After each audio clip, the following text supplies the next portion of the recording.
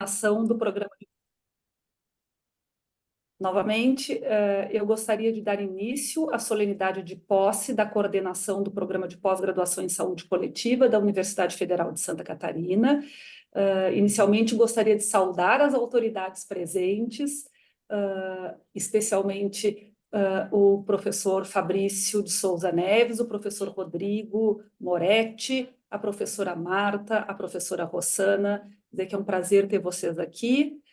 Quero dar as boas-vindas a todos e todas que estão aqui nos assistindo e inicio passando a palavra à professora Marta Verde para dar as boas-vindas.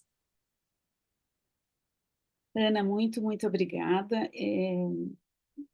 Para mim é um prazer muito grande, né? Um super prazer estar aqui com vocês e, sobretudo, dar continuidade ao trabalho nesse desafio que a Ana topou assumir daqui para frente, né? A gente sabe que a coordenação de um programa de pós-graduação ela não é simples. Num programa de pós-graduação que ascendeu para a nota 6, né? Também requer uma dedicação, um cuidado muito especial, né? E então nós, como grupo, né, do programa de pós-graduação em saúde coletiva, agradecemos muito a disponibilidade da Ana e a coragem, né, que ela está tendo de assumir nesse momento, né, tão especial. Eu queria, assim, muito rapidamente, gente, para não tomar o tempo, mas eu queria fazer algumas recordações, porque eu acho que hoje é um momento de celebração, mas é um momento também de agradecimento. Então, eu queria começar agradecendo algumas pessoas, alguns setores, algumas instituições. A primeira que eu queria mencionar, em termos de agradecimento, é os nossos colegas que, há 28 anos atrás, ousaram em iniciar um programa de pós-graduação em saúde pública naquela época, né? Denominado saúde pública, e que ainda hoje se mantém ativos e apoiando a evolução do nosso programa, né? Então, sem essa ousadia, quero dizer que a gente não teria chegado até aqui, né? Então, o início é muito importante a gente marcar historicamente. Então, esse ano era 1996.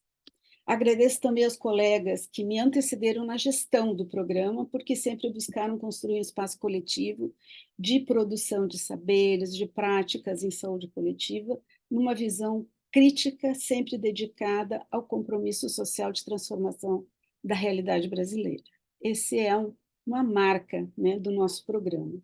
Eu agradeço em especial aos docentes, aos discentes, que caminharam junto conosco, né, na gestão do programa, desde setembro de 2018 até fevereiro de 2024, numa versão muito participativa, numa versão muito comprometida. Nesses 5 anos e 5 meses, né, foram 2 eleições, um período pro tempore, por causa da pandemia, foi durante o período pandêmico, né? Então, é um agradecimento muito especial, né, a esse corpo docente e a esse corpo discente que apoiou tanto num período tão delicado do nosso processo histórico. E um agradecimento especial, é claro, àqueles colegas que tiveram o desafio de enfrentar juntos, né, comigo, essa coordenação, que foi o professor Rodrigo Moretti, o Fernando Hellmann e André Cascais, que muito participativamente, colaborativamente, né, ativamente contribuíram para que essa coordenação se efetivasse. Eu queria citar também o apoio que nós tivemos da Pró-Reitoria de Pós-Graduação, da Pró-Reitoria de Pesquisa, da Sinter, que é a nossa Secretaria de Internacionalização da UFSC, nas suas diferentes gestões, né? Já estamos há 5 anos e 5 meses, então a gente passou também por diferentes gestões institucionais, né? Assim como um especial agradecimento à direção do CCS, que sempre apoiou o nosso programa, e o Departamento de Saúde Pública em especial, porque é o responsável pela estruturação deste programa e pela manutenção dele, né? Mas eu não podia esquecer de fazer um agradecimento especial à Maria Júlia, Maria Júlia Chagas, que é a nossa incansável secretária, né? Mas, sobretudo, pelo modo tão resolutivo e acolhedor que a Maria Júlia trabalha conosco em todos esses anos, né? Então, um especial agradecimento, né, à Maria Júlia. Fica esse registro, Maria Júlia, da tua participação conosco. E certamente não é só a minha fala, é a fala de todos, tá? Então, eu queria só mencionar também que o PPGSC ele se construiu e se mantém por meio de uma gestão participativa de docentes e discentes que nos últimos anos fizeram a diferença e deixaram múltiplas conquistas. Então, eu não vou aqui citar detalhadamente tudo o que se fez, mas eu queria mencionar alguns itens muito importantes que este coletivo conquistou nesses últimos anos. O primeiro deles, que foi no quadriênio 2016-2020, que o programa ascendeu a nota 6. Então, isso envolve gestões anteriores também, né?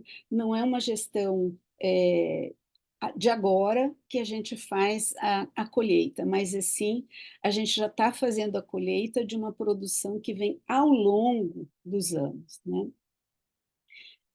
Eu queria também reforçar que essa nota 6 é o produto de um grande processo de amadurecimento do nosso programa, com o empenho e esforço de um grande grupo, né, que reflete a qualidade e excelência, né, em termos de ensino, de pesquisa, de extensão, e de participação política também, né?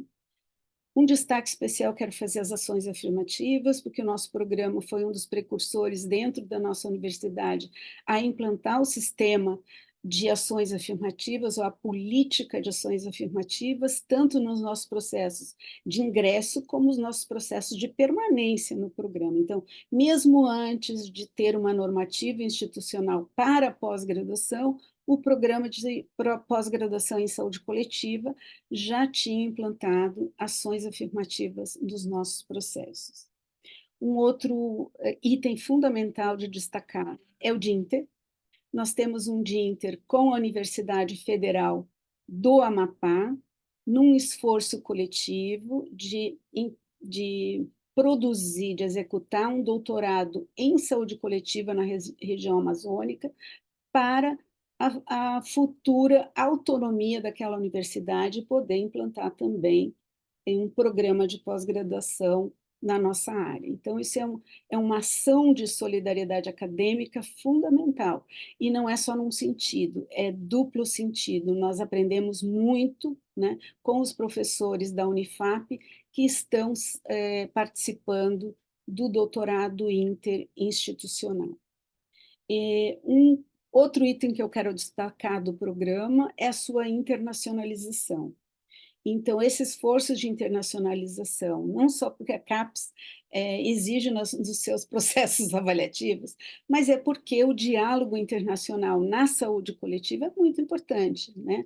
Nós estamos inseridos num universo latino-americano, num universo global, né, em relação à saúde e à saúde coletiva, sobretudo no campo das políticas, né, das políticas públicas. Então, a gente está inserido em 4 projetos PRINT, né, com esses grandes esforços de internacionalização. A gente também, nesse período, nós também trabalhamos com um intercâmbio financiado pelo programa Erasmus, junto a uma universidade italiana, Universidade Mãe Agrete, de Catanzaro, e temos um projeto de intercâmbio também com a Universidade de Oslo, com financiamento da Universidade de Oslo, na Noruega.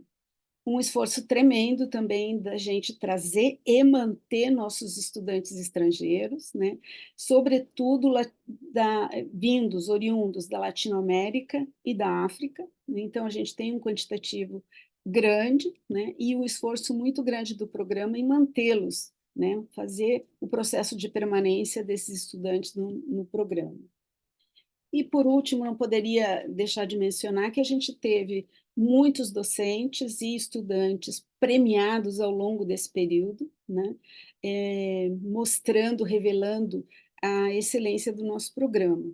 E, por exemplo, a gente tem 3 docentes que estão, né, na lista de 2023, da Elsevier, naquele top 2%, né? Ou seja, os 2% mais citados na lista global, né? Então, isso para nós uma questão de reconhecimento do empenho, né, do corpo docente.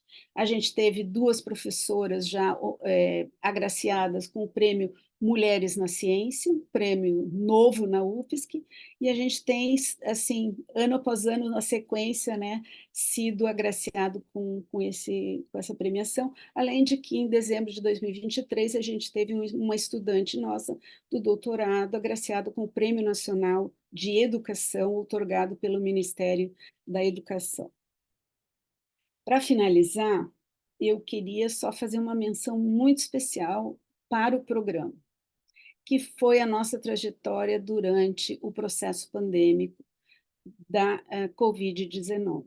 Não foram anos fáceis, foram anos muito difíceis, mas o protagonismo dos docentes e dos discentes do PPGSC foi imprescindível para dar visibilidade ao que a gente produz aqui, né? Então, foi um coletivo forte, né, de crítico e protagonista, né?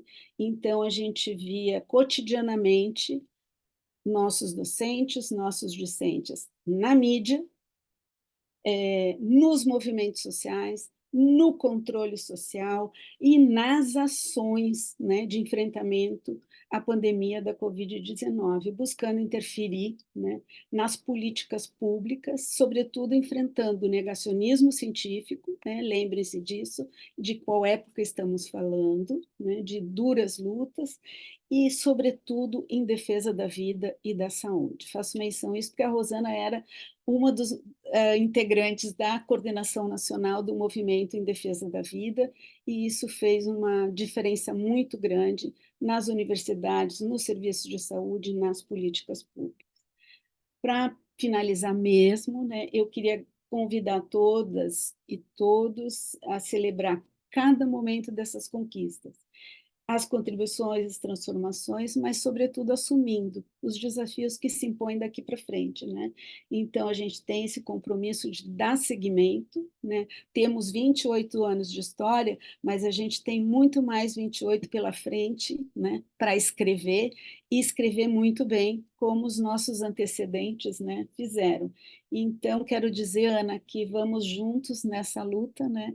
Continuar construindo o programa de pós-graduação em saúde coletiva da Universidade Federal de Santa Catarina, com esse empenho, essa excelência que tem nos caracterizado, né? Obrigada, Ana. Então, Marta, agradeço em meu nome e em nome de todo o grupo o teu empenho e essas palavras que nos trazem tão boas memórias, né, dessa trajetória do programa. Eu passo agora para falar em nome do Departamento de Saúde Pública, eu passo a palavra para o professor Rodrigo Moretti. Rodrigo, fica à vontade. Obrigado, Ana, pela oportunidade de estar aqui representando, né, nosso Departamento de Saúde Pública. Aproveito a oportunidade também para saudar, né, a nossa querida Rosana Noco, que é presidente da Associação Brasileira de Saúde Coletiva, que muito anteriormente, né, Rosana, se chamava Associação Brasileira de Pós-Graduação em Saúde Coletiva, e que é da história, né, do sanitarismo, da própria construção do SUS. A gente sabe a importância que a Abrasco teve, e isso com certeza foi muito ressaltado no papel de controle e, né, de uma certa sanidade, se é que a gente pode dizer dessa maneira, no Brasil, durante esse período dos mais trágicos e mais difíceis para nós sanitaristas, que foram os anos da pandemia, né? Então, Rosana, em seu nome, em sua figura, né? Tenho o prazer também de participar como membro, né? Um dos coordenadores do GT de Saúde LGBTI+, da nossa Abrasco. Agradecer, né, a gentileza da tua presença, a importância para nós de estar com você aqui. E ao professor Werner, nosso pró-reitor de pós-graduação, né, que representa a nossa universidade, até porque sem o apoio da Universidade Federal de Santa Catarina, certamente esses 28 anos tão bem relatados pela Marta não teriam o efeito que teve, né? Prometo ser breve nas minhas palavras, mas eu não tenho como me furtar a ressaltar as qualidades dessa colega nossa, Marta Verde, que terminou recentemente 5 anos como coordenadora do nosso do programa de pós-graduação. Marta, certamente, pelas características que nós temos diariamente o prazer né, desfrutar como colega, como amigo, levou o programa a um nível de excelência que, claro, é emblematizado pela, né, nossa mudança recente, né, de CAP 5 para CAP 6, mas de uma tranquilidade ao mesmo tempo e uma inclusão, Marta, que é, sem sombra de dúvida, você conseguiu pacificar coisas que são muito difíceis de serem pacificadas, como, por exemplo, as 3 vocações diferentes que a gente tem dentro do programa, né? Hoje a gente tem um clima que eu, né, sociólogo e cirurgião dentista, trabalho de forma muito tranquila com Ana Halal, que é epidemiologista e muito próxima ao pessoal da avaliação e do planejamento, muito mesmo, acabando, né, com essas divisões que nunca existiram, né, e que na verdade a gente precisava realmente de alguém como Marta para levar isso à consecução, né? Então, Marta, do fundo do coração, né, aquele ramalhete de flores do departamento, muito pouco perto de tudo que você fez por todos nós, até porque a graduação em saúde coletiva e o Departamento de Saúde Pública, eles têm realmente uma vida comum. Por mais que nós tenhamos a contribuição de vários colegas e vários departamentos, a gente sabe que por objeto é o Departamento de Saúde Coletiva que criou esse programa e que tem a vocação para estar tocando ele, pelo menos na sua grande, né, no seu grande substrato, né? Também aproveito, né, Marta já disse, mas eu quero ressaltar, esse programa tem uma tradição de técnicos em assuntos educacionais de altíssima qualidade. Eu, né, nas 2 vezes que eu fui coordenador, eu tive sorte de trabalhar com uma figura excepcional, que hoje não está mais conosco, o João, né, está em outro espaço da universidade, e que teve como sucessora Maria Júlia, que simplesmente, né, gere o programa, assim como o João geria, em conjunto com a coordenação. Então, essa é uma outra experiência que é completamente coerente com a proposta do que a saúde coletiva tem por princípio, que é o trabalho coletivo, o conjunto, né? Então, Maria Júlia, também, né, esse CAP 6, esse momento de transição, tem a ver contigo e com o bom trabalho, né, de um TAI, de uma TAI de excelência na nossa universidade.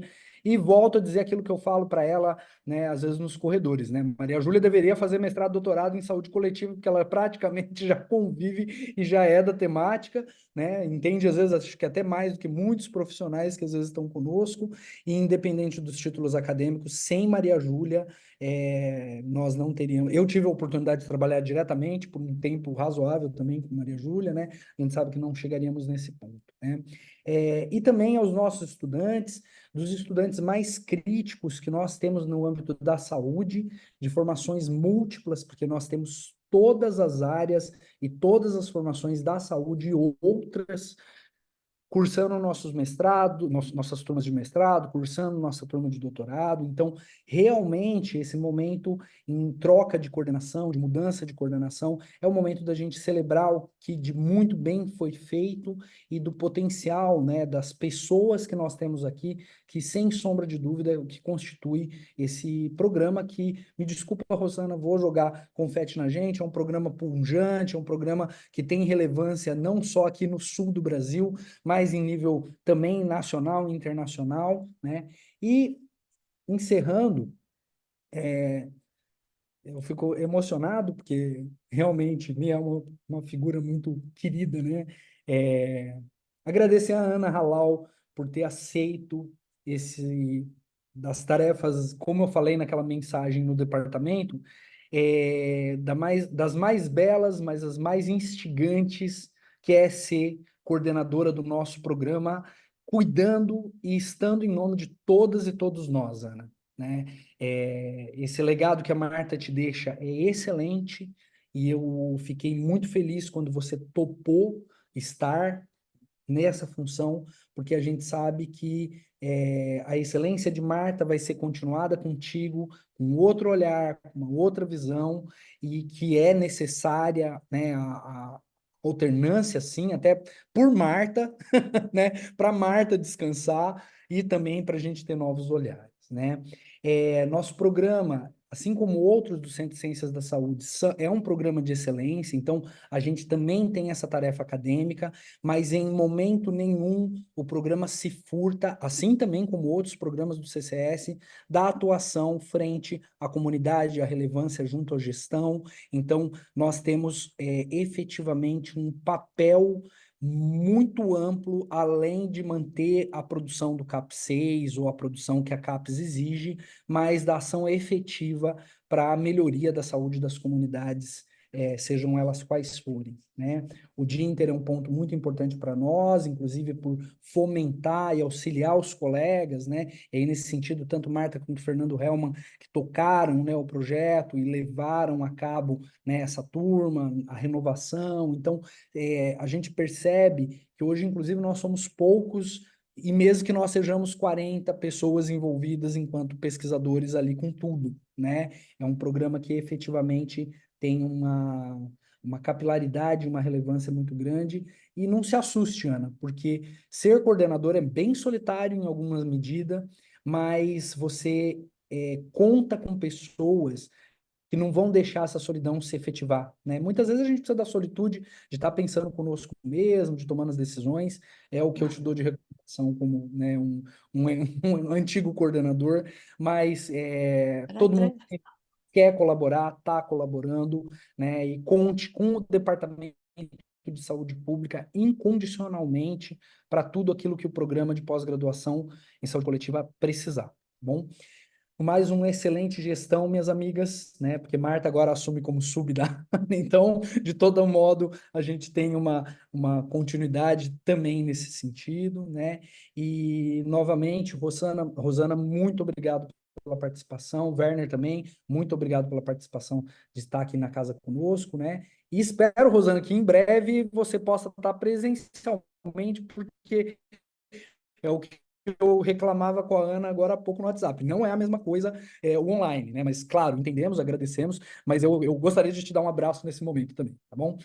Eu já vou pedir desculpa para vocês, eu tenho que voltar para o departamento, porque tem alguns assuntos lá, e como eu comentei, a hora que eu cheguei, eu tive que tá aqui para abertura nesse momento, mas prometo que assim que chegar na sala, eu reconecto aqui para estar com vocês, tá bom? Muito obrigado, né? E abraços para todas e todos nós. Rodrigo, obrigada pelas palavras. Também me toca e me emociona saber que eu vou ter uma tarefa difícil, ambiciosa, mas que eu posso ficar tranquila com o apoio de vocês. Então, é isso que me tranquiliza nas horas de pânico. Obrigada, e eu aproveito para passar a palavra para o professor Fabrício Neves, para ele falar em nome do Centro de Ciências da Saúde e dar as boas-vindas ao grupo. Olá, pessoal, boa tarde. Estou acompanhando. Ah, que bom, Fabrício, muito obrigada. Um pouco em meio à correria aqui, mas estou acompanhando sim, obrigado. Obrigado pelo convite, pela lembrança, tá?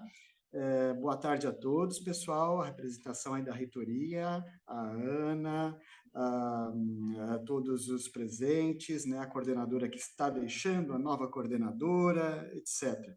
Vou só destacar, pessoal, duas coisas que já foram faladas, né? Tudo já foi bem dito, na verdade, mas eu quero destacar mesmo. Primeiro, né, o trabalho pacificador, né, que foi feito, né, pela atual coordenadoria, né? O Moretti citou muito bem, né? Tem várias vocações diferentes juntas, e eu sempre me surpreendo, né? Como as pessoas têm o dom de perceber que vocações diferentes das suas são competidoras, né? E devem ser atacadas, né? Quando, na verdade, né? Pode se complementar e contribuir mutuamente, que foi o que aconteceu nesse programa aí, sob a atuação da Marta Verde, né? Então, muito obrigado por esse trabalho e tenho certeza que a Ana vai continuar muito bem. E a segunda coisa, que também já foi dito, mas eu quero dizer, parabéns, Marta, pelo trabalho tão longo, parabéns, Ana, por estar pegando agora, tá? Hoje de manhã eu ouvi uma conversa muito interessante, em que a pessoa disse o seguinte: puxa, tem tanta pessoa boa por aí, né? O problema é que eles nunca se candidatam a nada. A turma, né, sente, né, e com razão, né, sente com razão, né, o receio, o medo de assumir um cargo, uma função de coordenação, de chefia, né, porque, entre tantas, é muito pouco valorizado e fortalecido, né, para fazer um bom trabalho. Mas é fundamental, né, é fundamental. Então, para cada coordenador de curso, de graduação, de programa de pós-graduação, e chefe de departamento também, sempre que eu posso, tem tempo, eu lembro de dizer muito obrigado, tá? É um time, né? É um trabalho em equipe, então muito obrigado.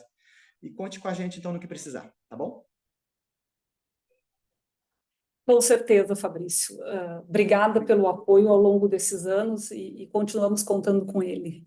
Com Queria certeza. agradecer também a presença da presidente da Abrasco aqui, que só engrandece e valoriza esse momento, né? Assim como o Moretti, eu vou tentar reconectar em alguns momentos para acompanhar um pouco da apresentação, tá? Mas vocês podem imaginar como o dia está difícil hoje, tá? Então já peço desculpas antecipadamente também. Uma boa apresentação, boa aula. Obrigada, Fabrício. Obrigada. Bom trabalho. E é um prazer contar com o apoio de vocês aqui. E agora, para falar em nome da Pró-Reitoria de Pós-Graduação, eu passo a palavra para o professor Werner e agradeço enormemente a presença dele, que muito nos honra, assim como dos antecessores. Professor Werner, a palavra é sua. Oi, boa tarde. Me ouvem? Tudo bem? Bom, eu estou aqui na porta do auditório. A vida está tão corrida que eu costumo dizer assim: olha, pessoal, por favor, me mandem por WhatsApp as coisas que eu não tenho mais conseguido chegar no e-mail. Só que hoje nem no WhatsApp eu consegui. A professora Marta me encaminhou o aviso da transferência, né, para essa sala virtual aqui, hoje de manhã, mas eu só fui abrir agora, enquanto aguardávamos a entrada. Professora Marta, até mandei uma fotinho nossa aqui com mais duas meninas que estavam aguardando, aí eu já aproveitei e fiz o anúncio. Então, dá boa tarde à professora Rosana, a presidente da Abrasco, a professora Ana, que está assumindo, a professora Marta, que está concluindo com enorme êxito, né, os seus 5 anos à frente da gestão do programa de pós-graduação em saúde coletiva. Também o professor Fabrício, o professor Moretti, que estiveram aqui conosco. É uma satisfação estar nesse momento, até representando o reitor, o professor Irineu, e a vice-reitora, a professora Joana, nesse importante momento de transmissão de cargo na coordenação do programa. Eu vou dizer que, olha, eu acho que é o primeiro convite que eu recebo para esse tipo de evento, de cerimônia. Eu acho muito importante que o devido... Vamos lá, eu não vou colocar o peso, né? Porque a professora Ana já falou que estava um pouco preocupada e tal, mas enfim, o prestígio, né? O devido prestígio deste momento, dessa transmissão de cargo, e é um prazer para nós ali da Pró-Reitoria, para mim em particular, na condição de atual Pró-Reitor, poder ser convidado para esse momento. É muito legal e certamente marca até a continuidade do nosso diálogo sempre de apoio ao programa e, enfim, a todos os programas, né? Claro, com certeza podem continuar contando com esse apoio. Sabe que a gente, quando tem os programas Nota 6, programas ProEx e tudo mais, lá na Pró-Reitoria a gente fala, conquista nossa e tal. E outro dia recebi a visita lá de um coordenador de área de avaliação da CAPES, que veio meio que me puxar a orelha, dizendo, poxa vida, tem um programa nota 3 aqui que não consegue sair do 3, o que vocês estão fazendo para promover a nota do programa? E eu, que eu vou dizer? A gente faz o mesmo, procura sempre dar o apoio a todos os programas de maneira indistinta, mas nem todos têm também enfim, a condição do corpo docente, dos discentes, dos técnicos, para conseguir chegar no patamar de excelência. Eu sei que todos trabalham para isso, é uma característica da nossa universidade, muita seriedade e tudo mais. Agora, a conquista, alguns atingem. E aí eu parabenizo esse programa pela conquista maravilhosa que é essa comenda da CAPES, não é? E que o coordenador de área, se for me visitar lá, certamente vai também trazer elogios à condução do trabalho. Maravilha. Dizer também que o trabalho para a saúde coletiva não é pequeno, mesmo dentro da nossa universidade. Eu vou falar uma coisa agora que eu relutei bastante para trazer aqui para esse momento, mas então, assim, é fruto enfim, uma percepção da importância política do que eu vou dizer, que eu vou acabar trazendo, que estive num pequeno evento aqui no CCS, era coisa bem restrita, poucas pessoas e tudo mais, mas eu ouvi de um colega, que certamente não é desse programa, de pós-graduação, que o governo estava gastando muito dinheiro com uma vacina que já não era mais eficaz para a cepa de um certo vírus que circulava, e por conta dessas compras governamentais, o lucro da empresa que vendia era de 3 trilhões de dólares, sendo que o PIB brasileiro é de 2 trilhões de dólares. E aí teve outras coisas, teve mais, eu vou poupá-los dos detalhes mais, digamos, sórdidos do depoimento, mas eu saí dali muito preocupado, pensando, gente, nós temos um enorme trabalho ainda dentro da universidade. Eu vou tomar um café com esse professor e vou conversar com ele a respeito, né, da seriedade das coisas que ele estava colocando.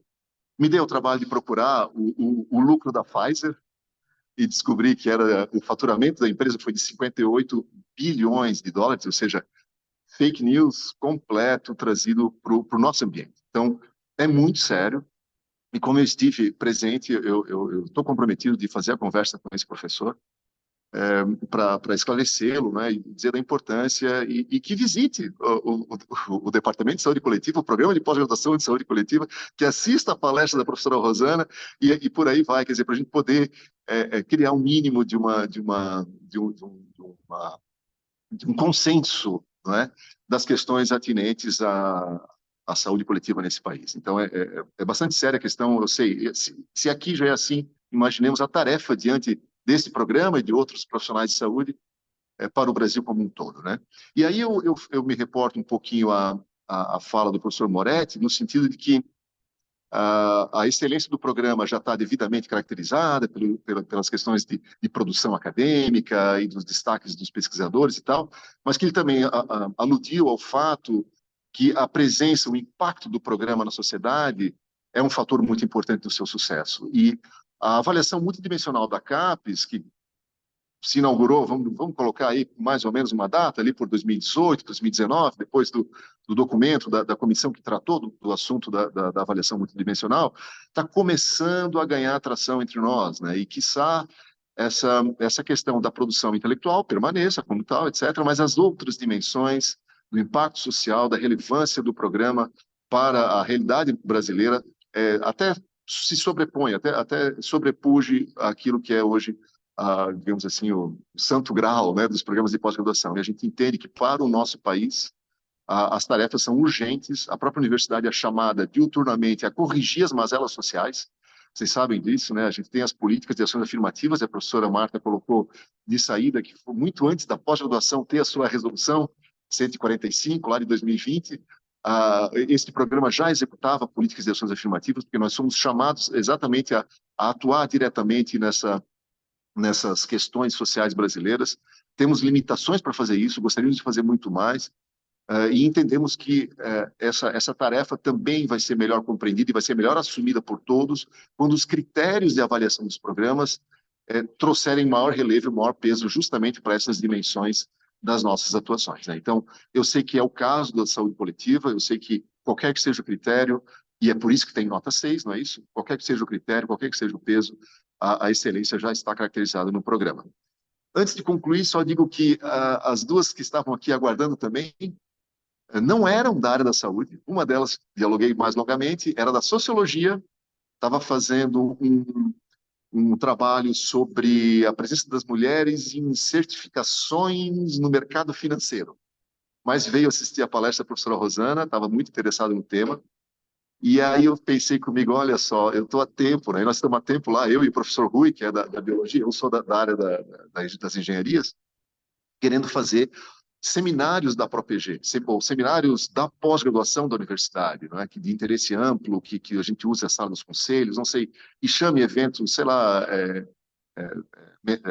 mensais ou a cada 15 dias, não sei, porque o interesse interdisciplinar na universidade é muito grande e eu fui testemunha aqui, né, na porta da conferência, desse interesse, tá? De pessoas de outras áreas que vêm para assistir a palestra da professora Rosana. Então, parabenizar também por essa ideia de trazer para o evento da transmissão de cargo uma palestra destacada da presidente da Associação Brasileira de Saúde Coletiva, de um tema de super interesse, né? É isso, é só coisa boa, né? Esse programa só nos dá alegria. Então, concluindo, seguimos super à disposição lá na Pró-Reitoria, tudo que a gente puder apoiar as ações do programa, contem conosco. E muito sucesso, professora Ana, parabéns, professora Marta. Uma boa palestra a todos. Eu não vou poder ficar para a palestra, infelizmente, estamos aqui com questões de greve e tudo mais, né? Tendo que lidar com outras urgências, mas eu gostaria muito também de aprender um pouco nessa área. Tá bem? Muito obrigado, uma boa tarde. Professor Werner, muito bom escutar suas palavras, obrigada pelo apoio, e continuamos contando com a atenção de vocês.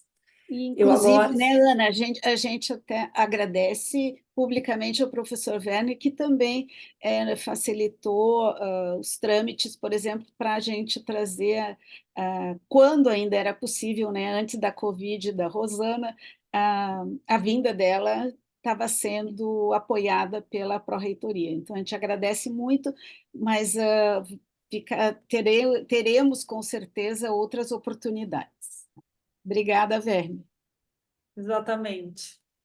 Bom, então eu agora encerro oficialmente a cerimônia de posse, né?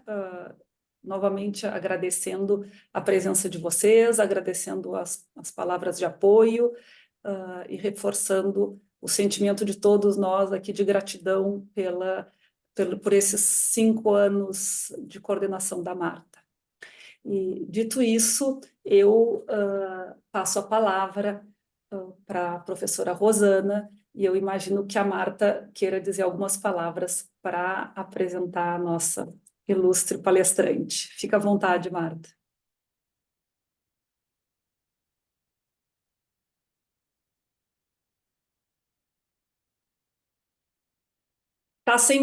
Tá no mudo, Marta. Ok, já coloquei aqui na... Eu só quero compartilhar, só vou pedir um segundo para vocês.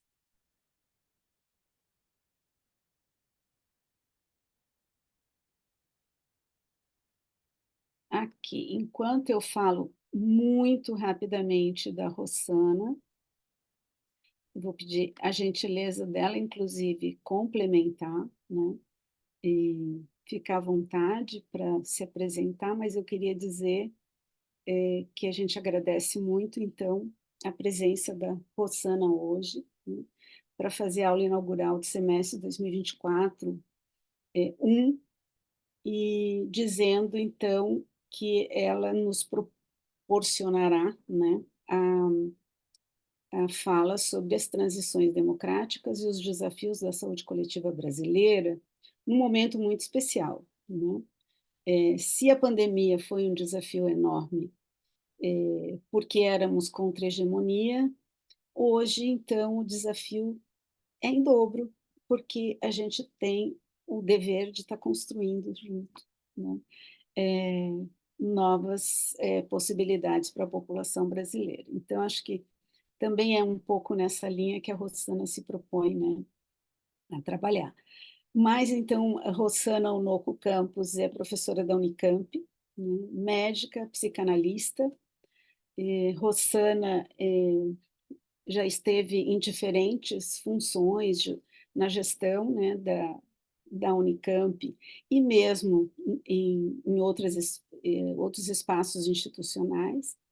E hoje a Rossana, então, é presidente da Associação Brasileira de Saúde Coletiva, como bem lembrou Rodrigo, a antiga Associação Brasileira de Pós-Graduação em Saúde Coletiva, então se ampliou não só por não se circunscrever à pós-graduação, mas porque entendemos que esse espaço é um espaço muito mais amplo do que a pós-graduação. E essa interlocução com os diferentes espaços sociais é fundamental, né, para a função que a Brasco exerce. E, em especial, acho que fica o nosso reconhecimento à Brasco, por nós sermos um dos sócios institucionais da Brasco e, portanto, participar na própria construção, né, da Brasco através das suas comissões e de seus diferentes GTs. Então, Rossana, muito obrigada por aceitar nosso convite. Eu vou passar a palavra para você enquanto eu já coloco seus slides, tá? Ótimo, obrigada Marta, obrigada Ana. Bom, agradeço muito as palavras de todo mundo e agradeço muito o convite. De fato, eu gosto muito mais também dos encontros, né, ao vivo. E aí eu queria pedir um favor, uma licença, para quem puder ligar sua câmera, manter a câmera ligada enquanto for falando, que eu gosto muito de ver como que as pessoas vão acompanhando, pelas expressões das pessoas, eu vou me orientando a ver se tenho que falar mais devagar ou mais rápido, e por isso que eu pedi para a Marta, para ela apresentar os slides, assim eu não perco a visão completamente das carinhas que estão ali na telinha, por mais que esteja na telinha, é melhor ver as expressões de vocês que não vê-los, né? Já peço licença e desculpa se tiver que interromper, estou aqui com a aguinha, balinha, tudo, para não ter ataque de tosse nem nada, mas vocês saibam desculpar.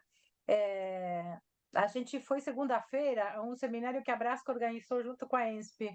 Eu viajei no domingo à noite para o Rio, voltei segunda, e eu acho que nessa ida e volta aí, avião, provavelmente aeroporto, foi que a gente pegou Covid, então estou eu e meu marido com Covid aqui em casa. Mas, enfim, eu pensei nesse tema, propus esse tema, Marta, porque eu tinha recentemente acabado de preparar uma revisão sobre esse tema para um simpósio, para um seminário que eu fui convidada a dar em Portugal, para um programa de saúde global em Portugal. E a provocação das transições democráticas foi deles, e eu adorei. E vou tentar explicar para vocês por quê, porque eu acho que é bem interessante. A gente fala muito, né, de transições na saúde coletiva, mas talvez nunca gastamos muito tempo, né, em refletir sobre essa questão das transições democráticas. Mas chegamos lá. Vamos passando, que eu vou me apresentar conforme a Marta pediu. Eu sou uma pessoa que nasceu na Argentina, a gente mora no Brasil desde 95. Então, como a Marta disse, eu sou médica, psicanalista, sou professora de uma escola médica, isso me limita em algumas questões, né?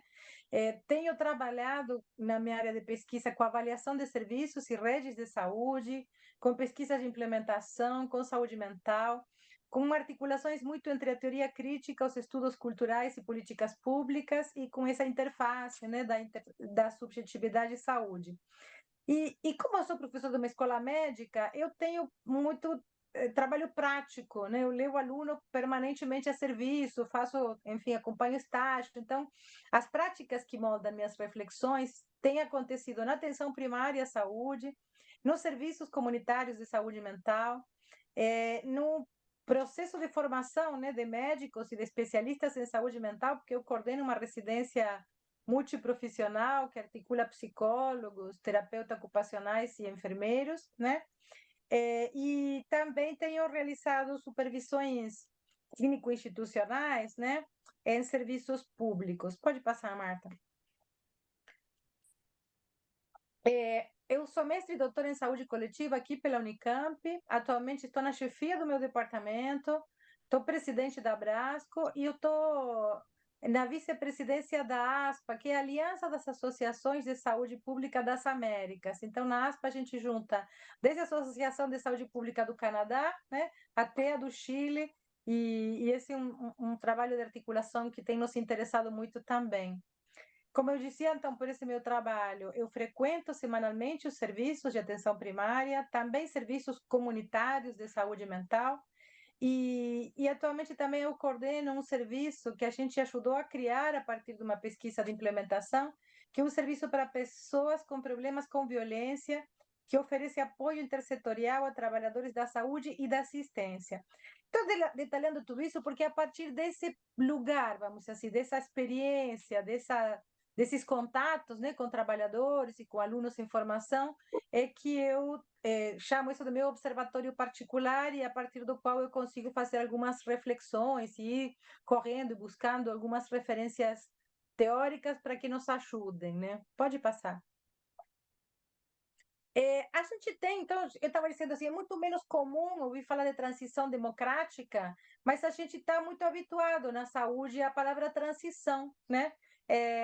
Na saúde coletiva, a gente fala muito de transição demográfica, a gente fala das transições epidemiológicas, né? A gente fala também de transições nas mudanças econômicas, mas eu achei, e destaquei por isso ali, que essa ideia de pensar que transições são essas da democracia, da forma de funcionar, e vejam que o proreitor estava contando, me fez pensar no que eu tinha pensado, né, para compartilhar aqui, ou seja, que é isso? Que mundo é este? Né? Que democracia é esta onde a gente tem que o tempo inteiro conferir os dados, né? O tempo inteiro conferir o que é verdadeiro e o que é mentira, né? E como que isto, de alguma forma, impacta, né? Tanto produzindo inovações, mas quanto provocando reformas também dos sistemas e serviços de saúde, né? O que consequências que isto traz para os sistemas universais de saúde, entre outros, né? Então, eu acho que hoje é importante a gente poder explorar e, sempre que possível, tentar buscar apoio, ajuda nas teorias, né? Sobre esses sentidos e sua relevância, para a gente poder compreender qual é a dinâmica da saúde das populações e quais são as implicações que isto tem para o desempenho e as reformas dos sistemas de saúde. Eu acho que pensar que nosso sistema de saúde vai ser o mesmo que nos anos 80, né? Neste momento, nessa conjuntura que a gente vive, é uma ingenuidade, né, quanto não erro. Então, é importante que a gente tente pensar em que cenário, né, que a gente está vivendo. Pode ir. E aí eu gosto muito, né, vício de psicanalista, eu gosto muito das palavras, né, de pensar de que significam as palavras, de onde elas vêm, né? Transição tem essa ideia, né, vem do latim transitio, que se relaciona também a transire, passar, ir adiante, trans, através, mas ir e deslocar-se. Então, o que eu gostei de pensar essa etimologia é que a palavra transição nos fala de um movimento, né? Nos fala de um movimento para o futuro, né? Nesse sentido de passar, de ir adiante. Eu acho que a gente precisa, então, como eu dizia, trazer essa palavra para pensar outras transições, e não somente as clássicas, né? Que a gente sempre falava, demográfica, epidemiológica, né? Como eu sou do campo da área da política, planejamento e gestão, enfim, vou me concentrar na minha área de expertise, né? Para pensar um pouco o que pode ajudar a tanto nossos futuros novos. Eu mantive aí os residentes, mas estava pensando um pouco nos nossos pós-graduandos, das pessoas que chegam ao campo, né? No caso do nosso departamento, a gente tem 4 programas de residência, mas também tem 2 programas de pós-graduação. Então, é interessante pensar assim, quem está chegando numa pós-graduação na saúde coletiva, né? O que eles podem pensar do marco, de um certo enquadro, de um certo estudo de contexto, desse campo ao qual eles estão escolhendo, né, neste momento, se adentrar. Pode passar.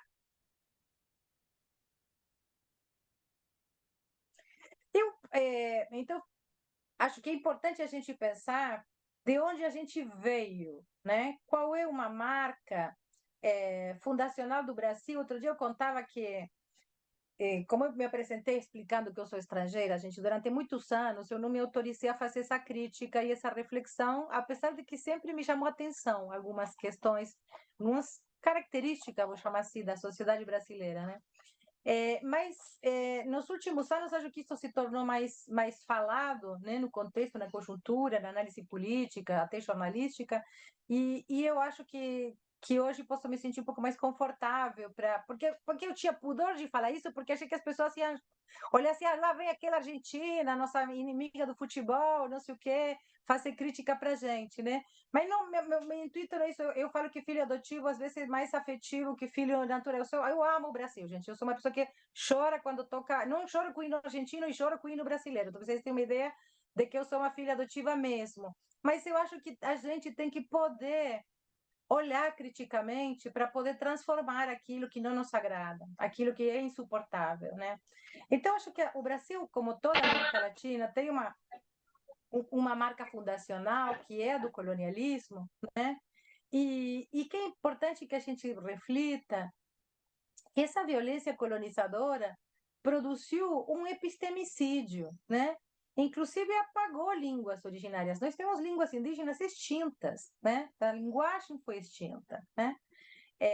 E que a partir dessa marca fundacional colonial, vou dizer assim, o tempo inteiro, e isso nesse sentido não é só o Brasil, acho que é uma característica que todos os latino-americanos compartilhamos, mas assim, a marca das relações norte-sul afetam as relações internacionais. O tempo inteiro há traços dessa tentativa, né, de colonização. Eu estou neste momento no meu laboratório com uma pesquisa que eu faço em conjunto com parceiros, colaboradores da Universidade de Yale e com o financiamento do NIH, né?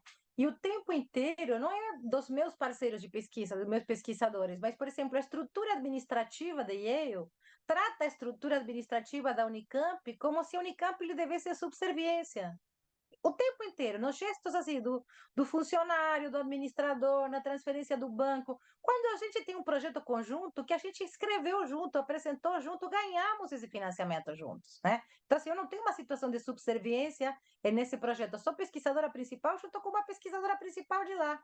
Mas os gestos que vêm, né, até nessas relações, são gestos que nos convidam, vou dizer assim, para ser delicada, à subserviência. E eu acho que, então, essa é uma postura que a gente precisa rejeitar, né? Uma postura que a gente precisa não aceitar, e que isto, de uma certa forma, destaca, escancara essa desigualdade que vivemos entre os países, mas também no interior de nossos países, né? Podemos passar. Eu acho que é importante também entender como que não que assim que a história brasileira foi se relacionando com a história mundial, num certo sentido, né? E por isso que eu coloquei ali democracia e justiça social no mundo contemporâneo, porque acho que no mundo europeu, né, houve uma certa primavera democrática, vou chamar assim, no pós-guerra, né, no pós-segunda guerra, e que é o que permitiu o nascimento, a estruturação de muitas políticas de bem-estar social, né, no contexto europeu, mas que a partir dos anos 90 do século passado, se arrasta sobre todo o planeta e sobretudo no mundo ocidental, uma forte corrente neoliberal que questiona e que colocou em xeque as políticas social-democráticas, que foram políticas de expansão de direitos e de financiamento estatal de serviços públicos como os de assistência à saúde, por exemplo.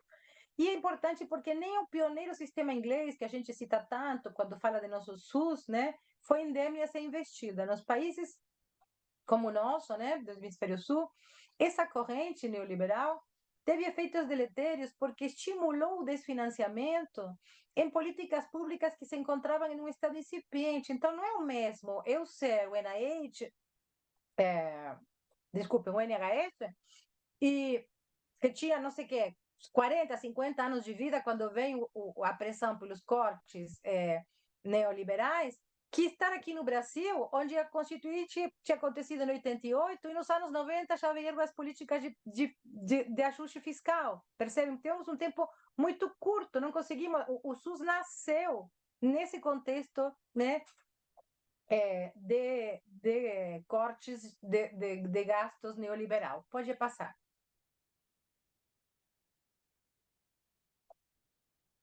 Nosso SUS, então, foi criado a partir da Constituição de 88, né, que disse isso, a saúde é direito de todos e dever do Estado, olha que frase tão bonita, né?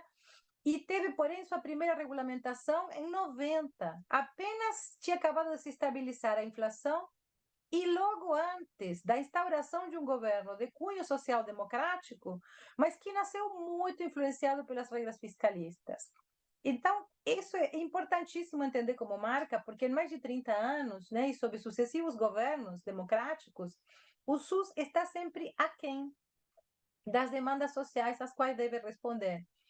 Entre seus problemas permanentes, a gente tem o financiamento insuficiente, então nós somos um dos poucos sistemas de saúde do mundo, né, de característica de cobertura universal, que tem um gasto público inferior a 4% do PIB, né, e no caso brasileiro, em que o gasto privado é maior que o gasto público, não existe isso no planeta Terra. Problemas de provimento de recursos humanos, baixa eficácia de algumas práticas clínicas básicas. Então, assim, hoje nós temos resultados ruins em algumas áreas, né? Controle inadequado das diabetes, índice de acidentes cerebrais vasculares alto, retardo no tratamento para câncer, etc. Vários indicadores que não são os que a gente gostaria de ver no nosso sistema público. Pode passar, por favor. O Brasil é hoje, então, uma das sociedades mais desiguais do planeta, né? Qualquer cidade, a gente tem bairros ricos e favelas miseráveis coexistindo. E nos últimos anos, acho que agravado pela pandemia, na maioria das grandes cidades brasileiras, uma multidão de pessoas está desabrigada. Eu cheguei, como eu disse aqui, em São Paulo, em 95, eu nunca vi tanta gente morando na rua como na cidade de São Paulo, vocês podem ver agora. Cada avenida, cada bulevar que tem um canteiro assim largo no meio, esse canteiro está cheio de barracas de pessoas, famílias inteiras, né, morando na rua. A violência e a letalidade policial, os grupos de milícias armadas, a guerra entre facções do tráfico de drogas fazem parte do cotidiano da maioria da população. Eu queria destacar aqui a palavra maioria. Não é a minoria da população que sofre isso, é a maioria, né? Nós que somos a minoria que está vivendo em condições um pouco melhores. Nas grandes cidades, a questão da mobilidade urbana é crítica, uma vez que as pessoas que vivem em bairros periféricos viajam horas de ida e volta para o trabalho. Então, se você trabalha 8, 9 horas e você viaja 2 para ir, 2 para voltar, você só trabalha. Você só trabalha e se desloca. Você não tem tempo, espaço, né, para uma outra vida, para uma vida familiar, amorosa, cultural, para estudar, para progredir, né? Pode ir. E o Brasil tem essa triste marca, né? Foi o último país do mundo a abolir a escravatura. O racismo ainda marca todas as relações sociais. Vejam, por exemplo, a questão da existência de cotas para negros nas universidades públicas, por exemplo. É uma medida reparadora que tem apenas 10 anos. E já começou a aparecer este ano, essa semana passada, retrasada, no jornal aqui de São Paulo, Folha de São Paulo, começou a dizer que as cotas tinham que ser sociais e não raciais. Porque uma instituição como a USP erra em uma determinada atitude, volta à cena, volta à discussão pública que as cotas são inadequadas, como se quem produzisse o racismo fossem as cotas, e não as cotas tendo sido uma solução para esse racismo, né, que a gente não foi capaz de combater. A mesma coisa com o machismo. O machismo ainda rege as relações sociais e as leis de proteção, por exemplo, que existem, como a que a gente tem, né? Obrigação de percentagens mínimas de mulheres em cargos públicos, proporção de candidatas femininas nas eleições, são sistematicamente violadas.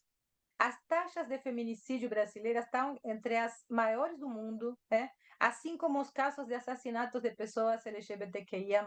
Então, este cenário, eu costumo dizer para os meus alunos que não é normal estatisticamente, né? Não é uma curva de Gauss, não é normal se sustentar nesse pontinha da desigualdade máxima.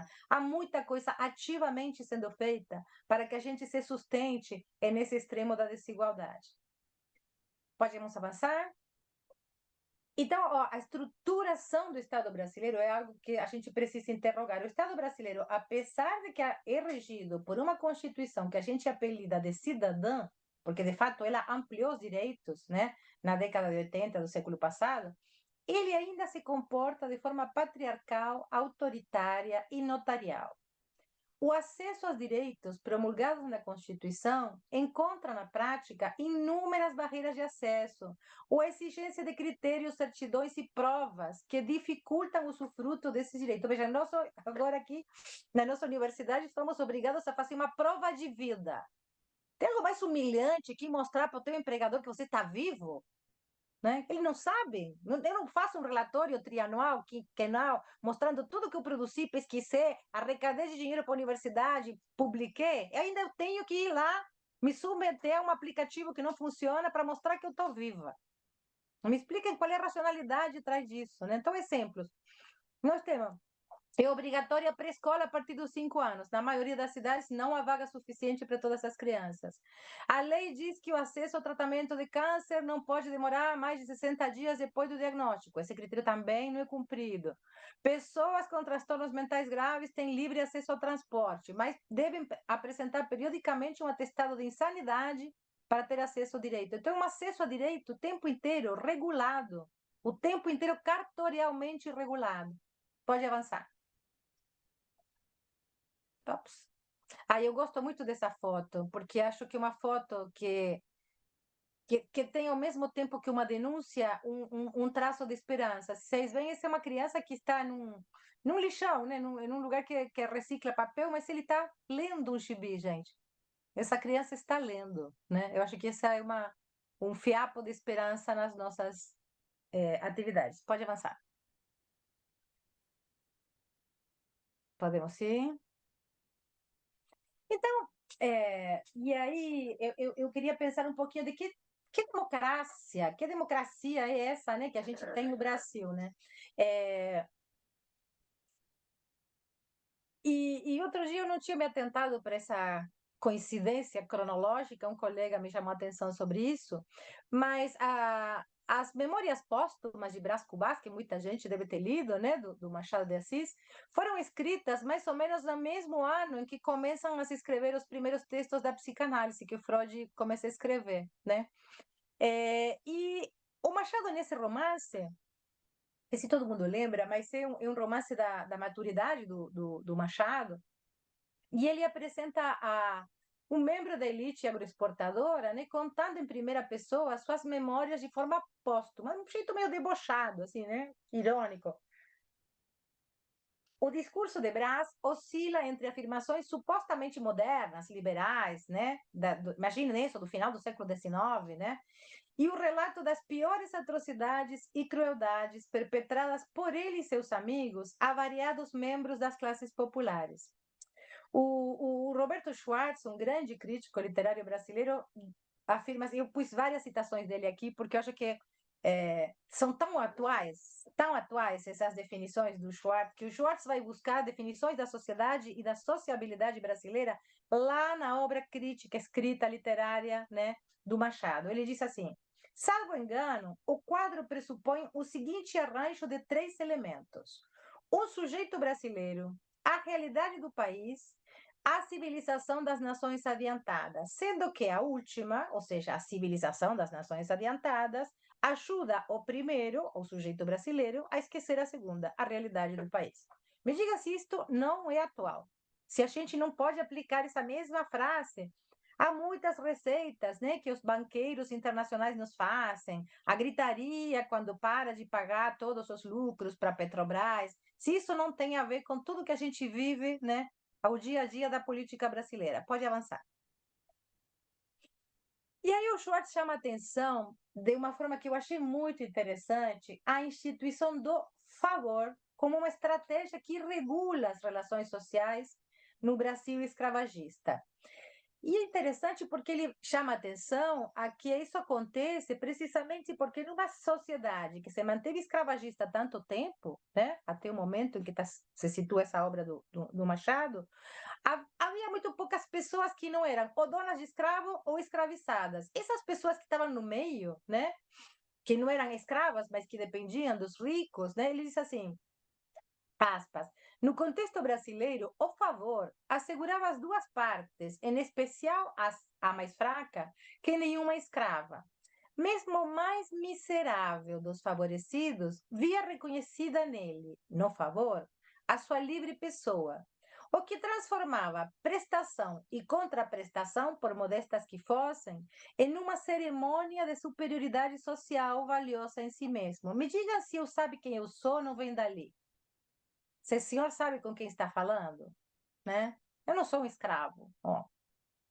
Eu acho que é muito interessante pensar. E até hoje, nossa política é em tempo inteiro marcada, né, por essa lógica do toma lá da cá. Eu faço de conta que eu não vejo isso, você faz de conta que eu não fiz aquilo outro. Né? Ou eu te dou isso, você me devolve de um outro jeito. Vamos em frente. Para Schwartz, então, a situação do homem livre e pobre no Brasil escravista é a que segue o bolha textual.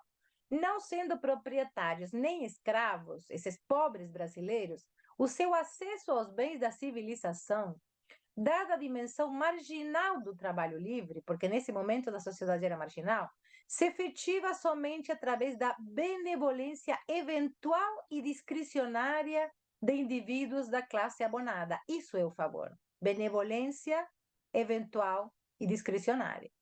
Assim, se não alcançam alguma espécie de proteção, os homens pobres vivem ao Deus dará, sobretudo cortados da esfera material e institucional do mundo contemporâneo. É na relação com esta forma específica de desvalimento que a volubilidade cobra relevo pleno, sendo percebida e percebendo-se como poder social, que reserva ao outro tanto a sorte grande da cooptação como a humilhação dependente ou a indiferença moderna. Isso é interessante porque o Schwartz vai dizer que o Brás Cubas é um volúvel. Tem hora que ele é moderno, liberal, e tem hora que ele é escravagista, violento, né, retrógrado. E isso que ele chama dessa ambiguidade. E essa ambiguidade está dada por esse mecanismo do favor, né? Onde se vai tudo bem, o ricão gosta de mim. Se não, ele me ignora ou me humilha. Pode passar. Até hoje, eu acho que a gente pode dizer, sem errar muito, que a sociabilidade brasileira é marcada pela lógica do favor. Importantes setores, por exemplo, do Congresso, hoje, representam esses neo-Brás Cubas, que articulam um tati-bitate de liberalismo e uma defesa corporativa de privilégios. Me digam o que é toda a discussão que a gente tem visto nos últimos meses no Congresso Nacional, né? De se pode, tem que desonerar, não tem que desonerar, tem que reonerar por quê, né? Schwartz falava do Brás Cubas como volúvel e cheio de desfaçatez. Nunca tanta desfaçatez como a que vimos neste último tempo, com um Congresso que explicitamente chantageia o Poder Executivo sobre a ameaça de não lhe permitir governar, em um país que não é parlamentarista. Porque se fosse parlamentarismo, ok, tinha que chamar eleições de novo, convoca de novo, vota de novo. Né? Mas o Brasil é presidencialista. Violência, racismo e machismo marcam a realidade cotidiana da maioria da população. Podemos ir. Podemos ir. E no meio disso, então, gente, nessa sociedade, com essa fotinho que eu pus, chegamos a quem somos nós, né? O que é a saúde coletiva hoje, né? Estamos abrindo um curso de pós-graduação. É claro que a saúde coletiva é hoje um campo de produção de conhecimento, reconhecido. Mas ele também é um campo de intervenção para a produção de saúde. E também é um campo de intervenção para a produção de políticas. E também é hoje um campo de formação de várias profissões em saúde, inclusive tendo sido reconhecida a profissão de sanitarista recentemente como uma nova profissão. Nós hoje não nos chamamos mais de pós-graduação, porque temos também cursos de graduação em saúde coletiva. Pode ir? Podemos ir. E aí eu queria apresentar a vocês algumas questões, assim, a partir dessas leituras da sociabilidade brasileira e dessas análises do Schwartz, que eu acho tão importantes, eu tenho tentado pensar alguns conteúdos da teoria psicanalítica para tentar entender como que a gente poderia operar para transformar no concreto, né, alguma dessas situações, né, que a gente tanto sofre.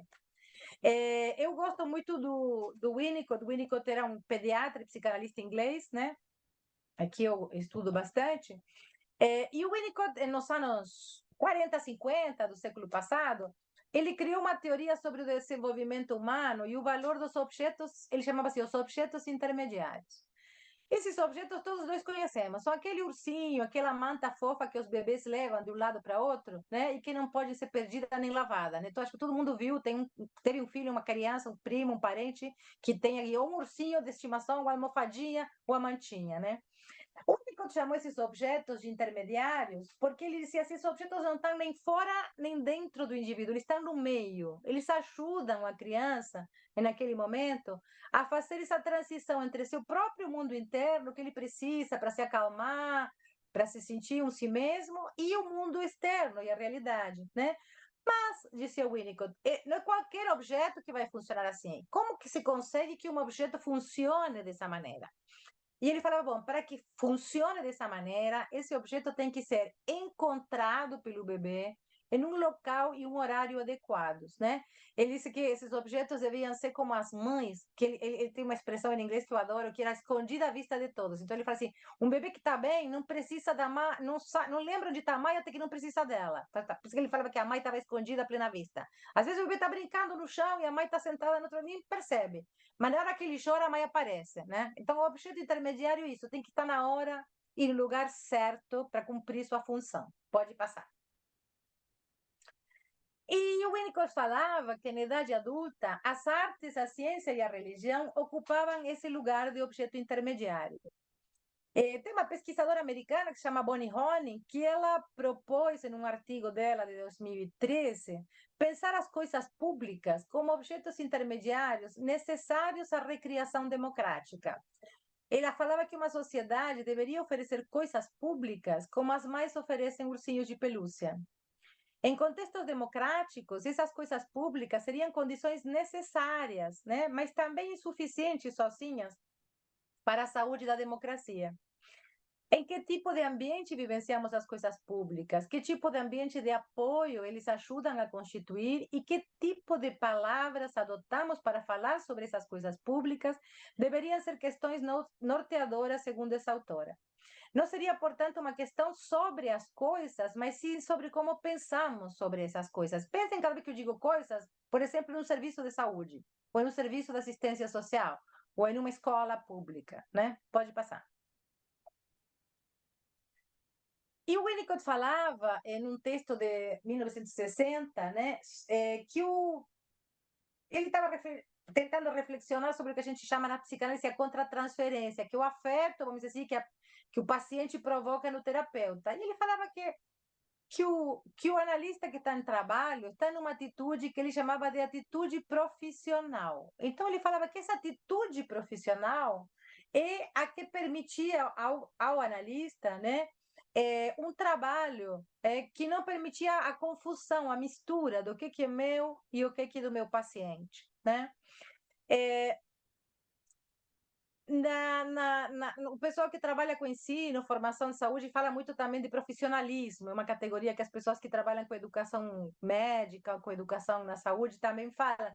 Então, esse estado de atitude profissional é o que pode permitir que a gente possa ser empático sem se confundir, né? Eu chamei ali de um cumprimento caloroso, uma recepção pessoal e empática, sem que se produza nenhum tipo de confusão ou dificuldade em relação ao nosso rol terapêutico.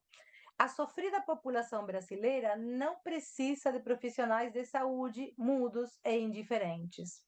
Avance. Por quê? E aí eu queria trazer isso que é muito importante. O Winnicott falava que algumas coisas que podiam trazer muitos prejuízos, vamos dizer assim, ao psiquismo, não eram precisamente traumas, mas o vazio. Ele falava assim, para entender isto é necessário pensar não em traumas, mas em nada acontecendo quando algo poderia proveitosamente ter acontecido. Então, imaginem uma pessoa que vai pedir ajuda a um centro de saúde e nunca consegue ter fila, nunca consegue vaga, né? Por isso que eu coloquei ali que as barreiras de acesso, a burocratização e a indiferença ante situações críticas agravam a sensação de desamparo de boa parte da nossa população. Por isso que é importante que todo mundo que trabalha na saúde, nós, os trabalhadores da saúde, façamos um esforço por estar genuinamente presentes, né?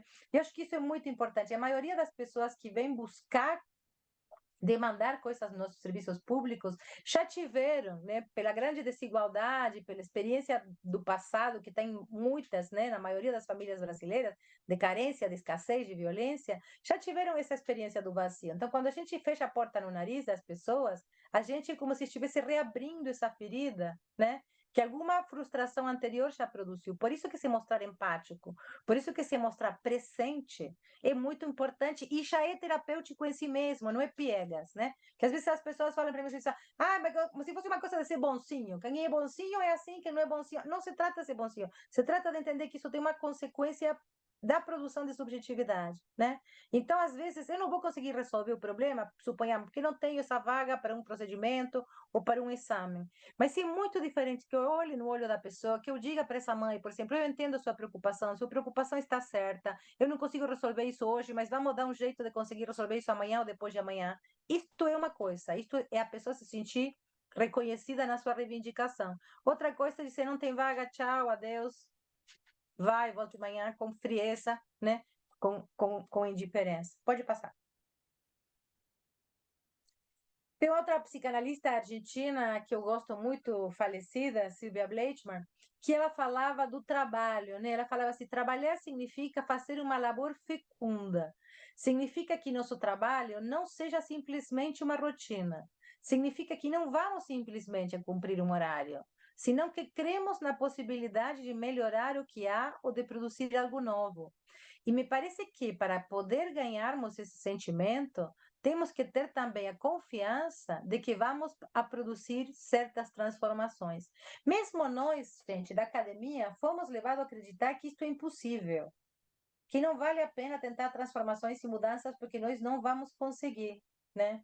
Mas eu acho que é muito importante, e aí acho que o programa de vocês, essa trajetória de sucesso, também mostra, né, que quando a gente se propõe e consegue fazer algumas coisas, isso é muito produtor de empoderamento, vou dizer assim, porque a experiência de ter podido mudar algumas coisas encoraja as pessoas a tentar novas mudanças. Isso é muito interessante. E dizia a Silvia também, a resposta mecânica é uma resposta desubjetivante e é tão grave como o silêncio. O silêncio também é uma forma de crueldade. Por isso, as não respostas às necessidades do próximo são formas de exercício da crueldade e de violência silenciosa. Pode passar. Vejam, o que a gente tem sofrido no nosso querido SUS.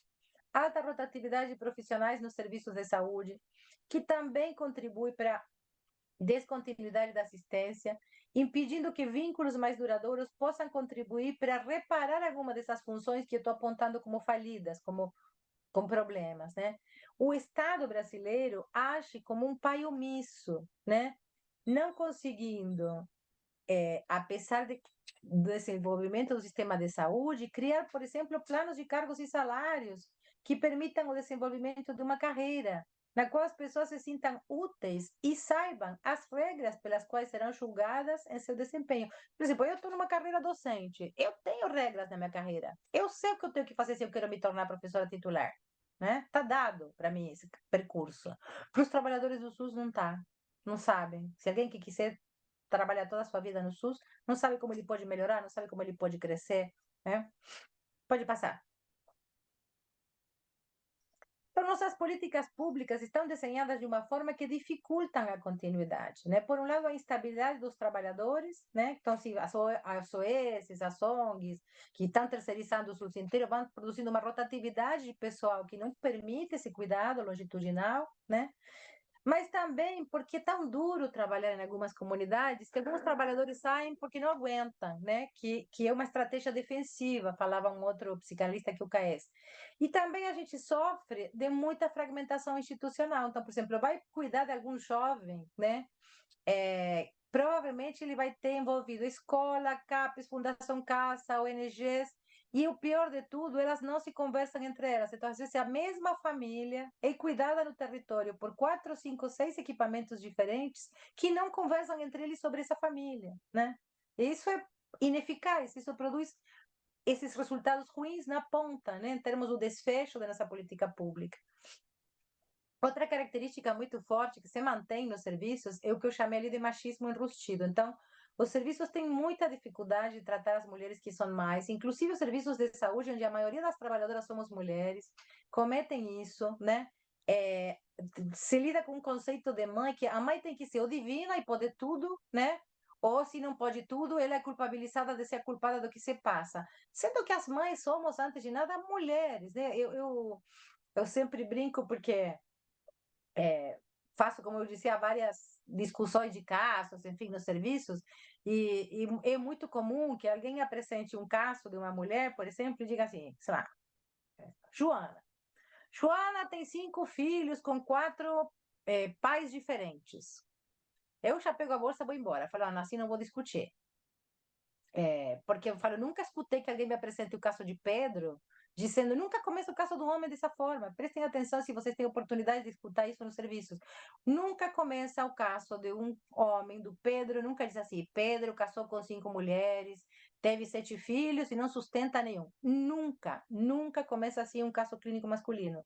Sempre começa com referência aos parceiros, quando se trata de um caso de uma mulher que é mãe, né? E isso reforça isso que eu chamei ali da exclusão dos pais, né? Então, os pais não são convocados pela política pública, nem pela escola, nem pelo CAPES, nem pela assistência social.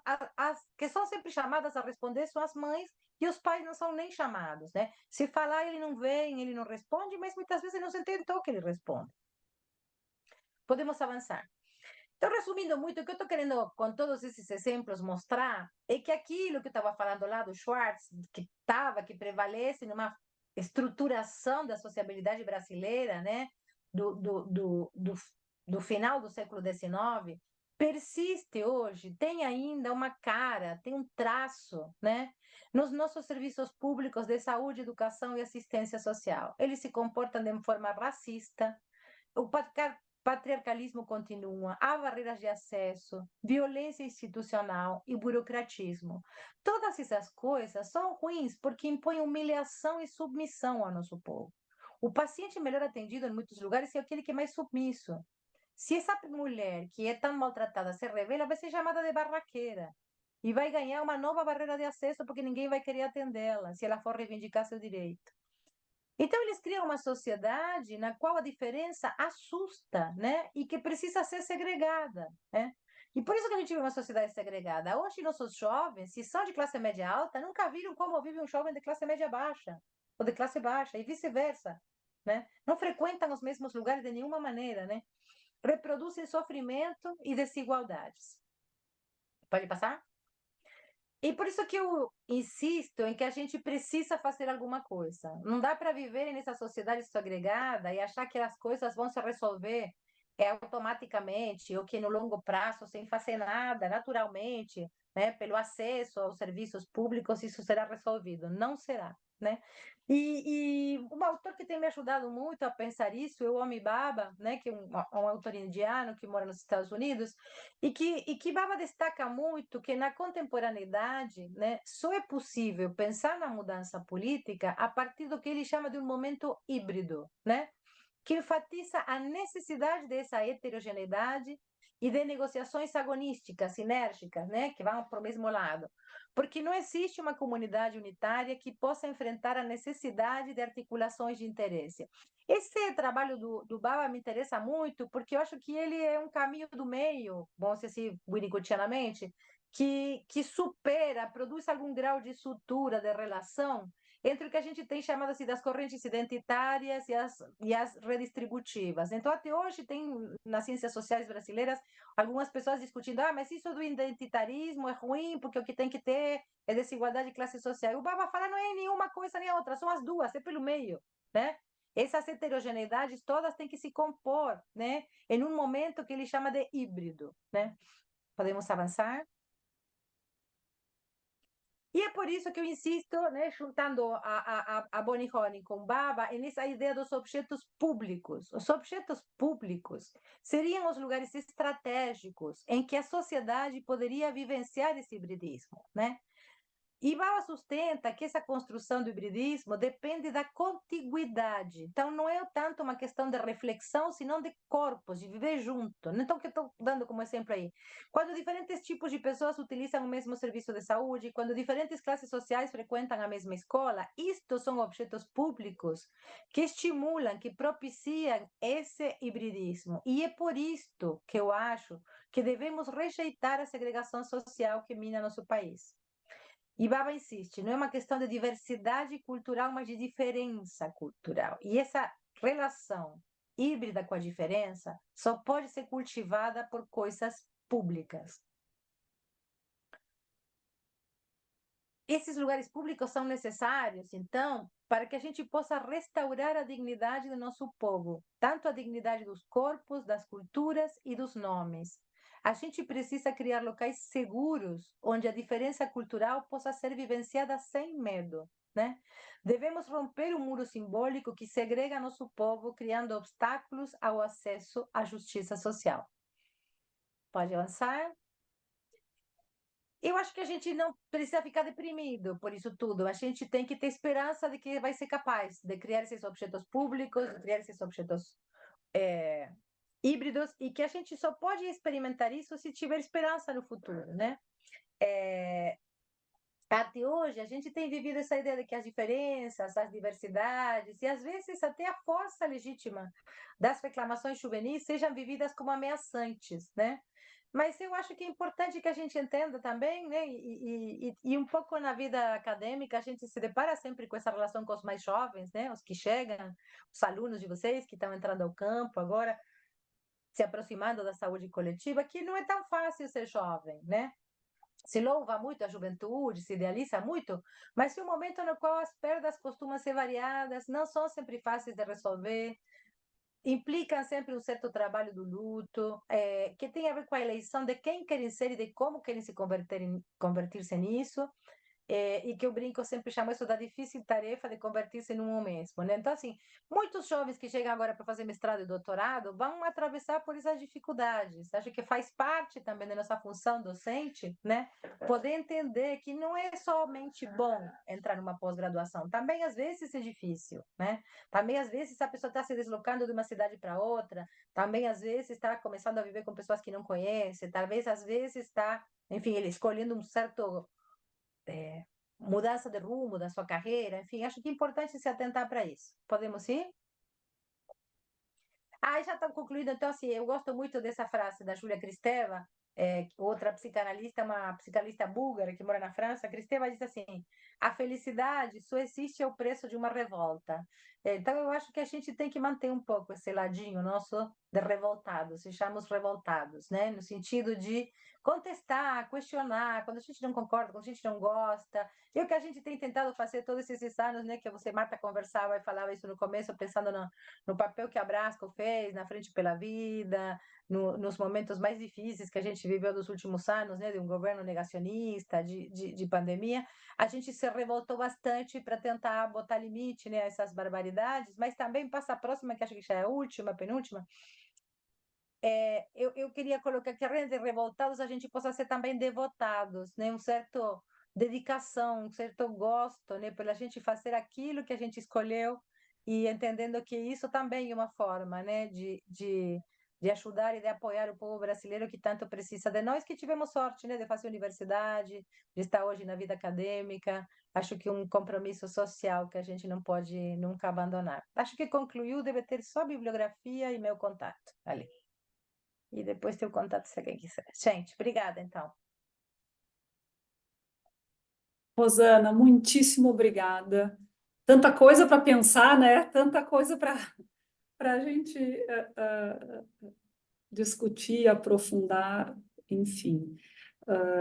Mas inicialmente queria te agradecer, né? Agradecer essa, enfim, essa possibilidade de pensar junto, os novos desafios, nesse o momento híbrido que a gente está vivendo e como seguir em frente. Então, antes de fazer as minhas considerações e perguntas e querer aproveitar esse momento aqui com vocês, eu quero abrir a palavra e dizer que né, a gente tem aqui um tempinho para debater, e quem quiser comentar, perguntar, fique à vontade. Enquanto o pessoal se organiza, Rosana, eu queria te escutar um pouquinho mais, né, pensando naquela autora, na Sílvia, que fala a respeito das transformações que a gente precisa pensar, eu queria te escutar um pouco quais as transformações que tu enxergas como necessárias nesse momento híbrido para um programa de pós-graduação, ou seja, o que tu nos aconselharia a transformar e qual é o que devemos prestar atenção daqui para frente. Ótimo, Ana, eu que agradeço a questão. Eu acho que vocês deram um bom exemplo quando a Marta conta um pouco a história do programa de vocês, né? Uma história bem sucedida, de um programa que, por um lado, consegue se promover, então, a nota 6, que é uma coisa muito boa, tem muitos poucos programas 6 na saúde coletiva brasileira, mas que consegue fazer isso sem abrir mão desse compromisso social, desse engajamento, né? Eu acho que a gente poderia dar exemplo de programas que escolheram a qualidade pela segregação, né? Então, programas pequenininhos que funcionam concentrados em uma linha talvez sozinha de pesquisa, enfim, super elitista, e que conseguem a qualidade. Um programa muito pequeno, com pessoas muito produtivas, você consegue. E vocês, eu tenho a impressão de que você tem conseguido isso sendo um programa grande, né? Um programa que manteve essa ideia, né, da inclusão, da diversidade, do compromisso Sul-Sul, por exemplo, como apareceu na fala da Marta. Eu acho que a gente tem que radicalizar esse tipo de coisas na pós-graduação atualmente. Por exemplo, a gente vou te falar aqui na Unicamp, as cotas raciais da pós-graduação só chegaram nos últimos 2, 3 anos.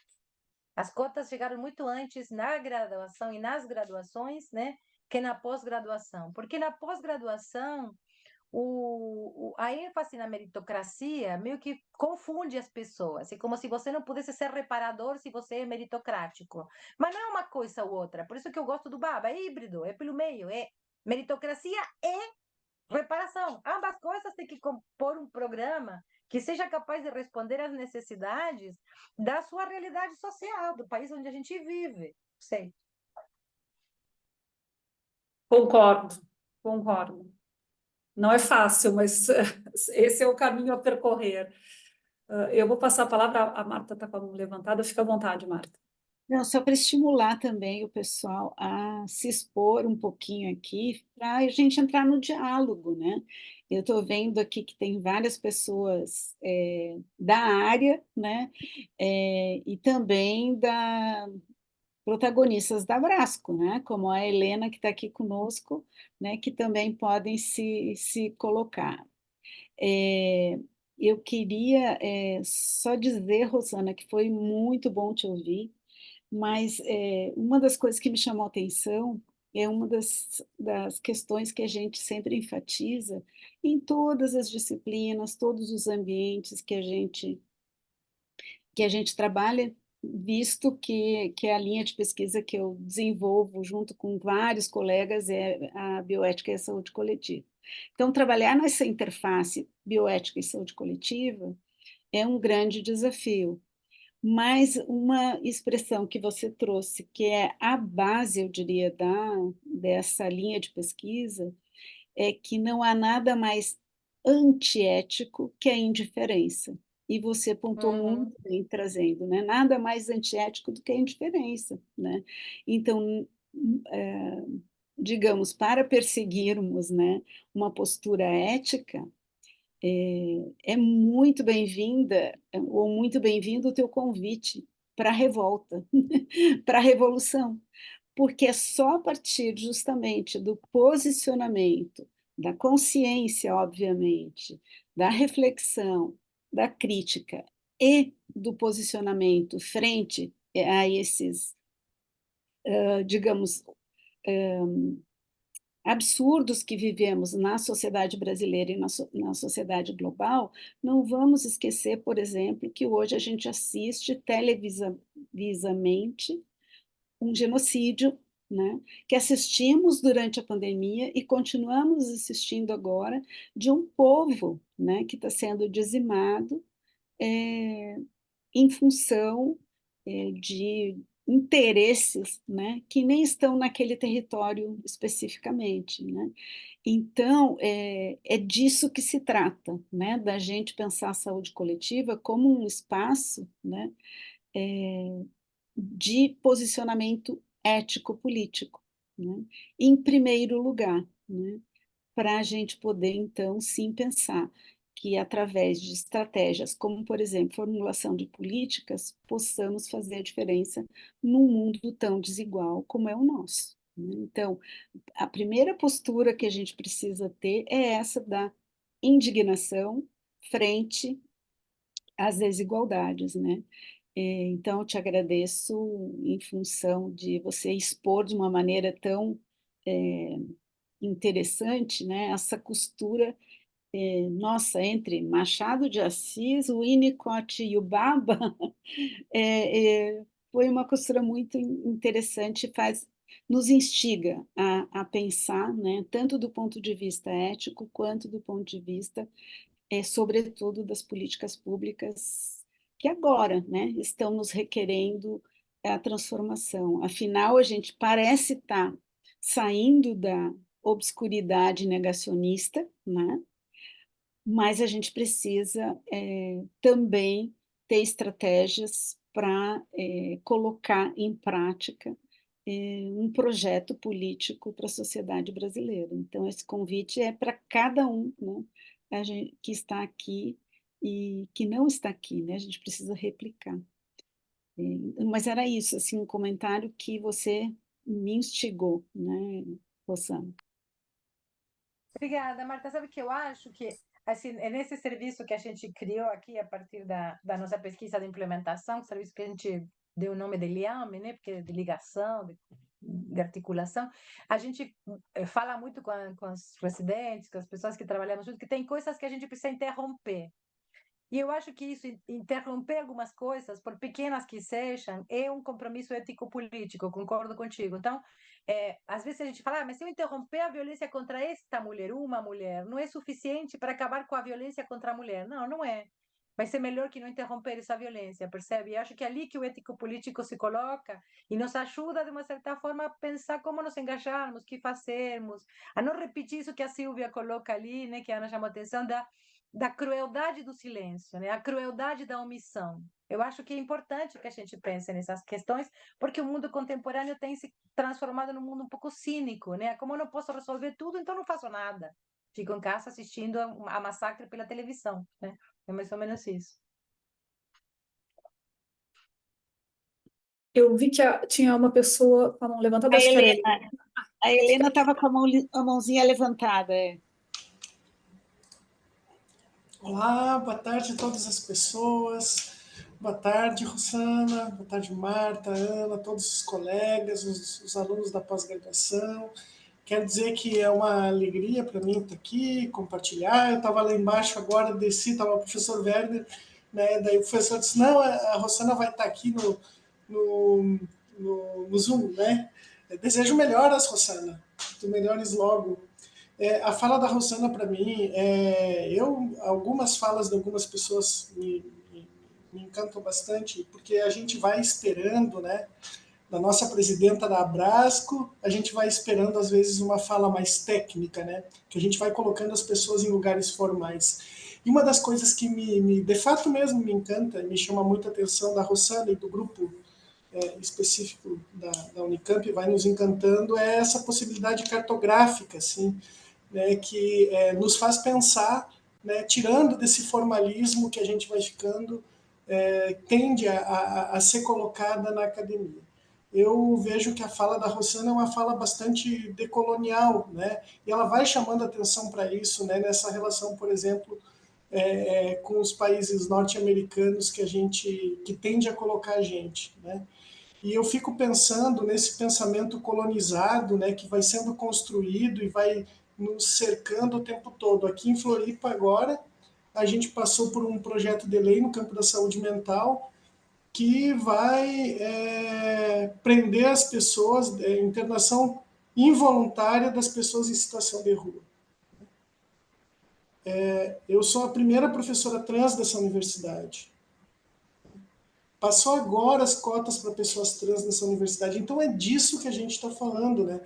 É um projeto muito claro, um projeto societário muito claro, que tende a nos desmantelar, né, política, social e economicamente, né?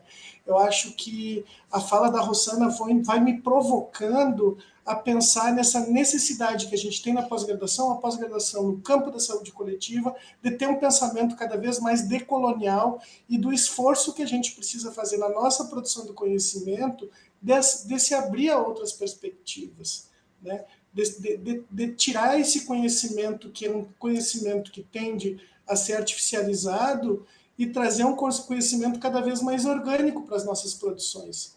Trazer o conhecimento popular, trazer as pessoas que produzem conhecimento no contexto do serviço de saúde.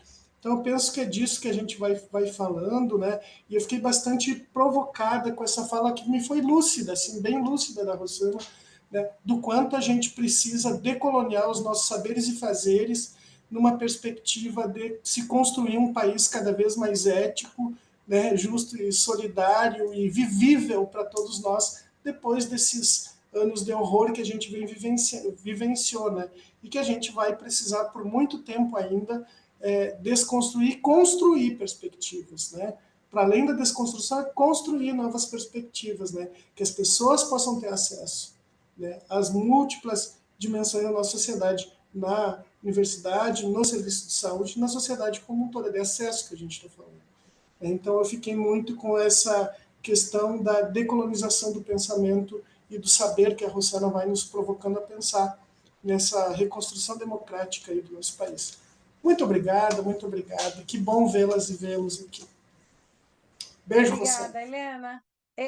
Eu acho que concordo contigo, mas eu diria mais assim, eu acho que não é só uma decolonização norte-sul que a gente tem que fazer, ela tem que ser feita sim, não tem a menor dúvida, né, por todo esse passado colonial do que a gente está falando. Mas é também por isso que eu estava chamando de revoltados nesse sentido, e eu concordo contigo, que não, para mim não basta mais só deconstruir, por isso que eu estou falando de interromper, de mudar, de desviar, sabe? Estou usando essas palavras para dizer, olha, tem algo ativo que tem que ser feito, né? Porque para interromper, você tem que fazer uma força, você não interrompe só gentilmente, né, as coisas. E que, por exemplo, veja, pega qualquer um tema mais clássico, quase da saúde pública, né, da saúde coletiva, epidemia de dengue. Já há 30 anos que a gente tem epidemia de dengue. E a gente fica repetindo.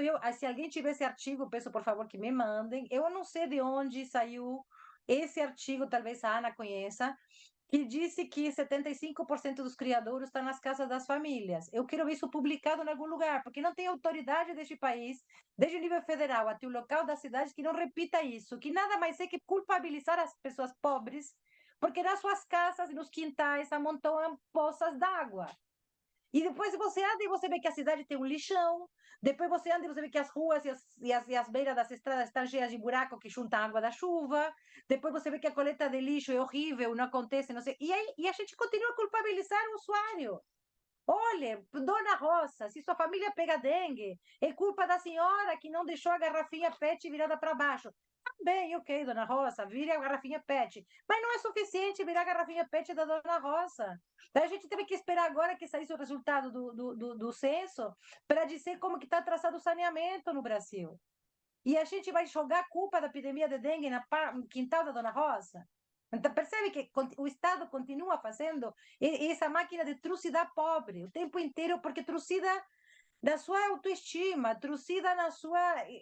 Como que mostrar assim, pobre porque você quer, você não é empreendedor o suficiente, você é reivindicativo demais. Então, eu acho que esse tipo de recusa que eu estou propondo, né?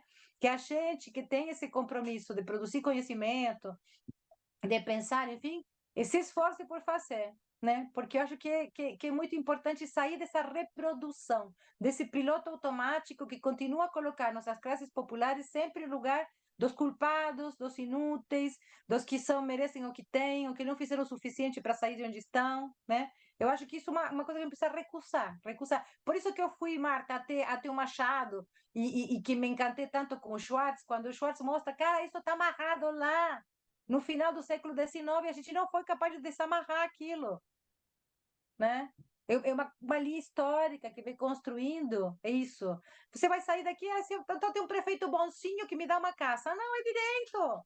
Não, prefeito bonzinho, né?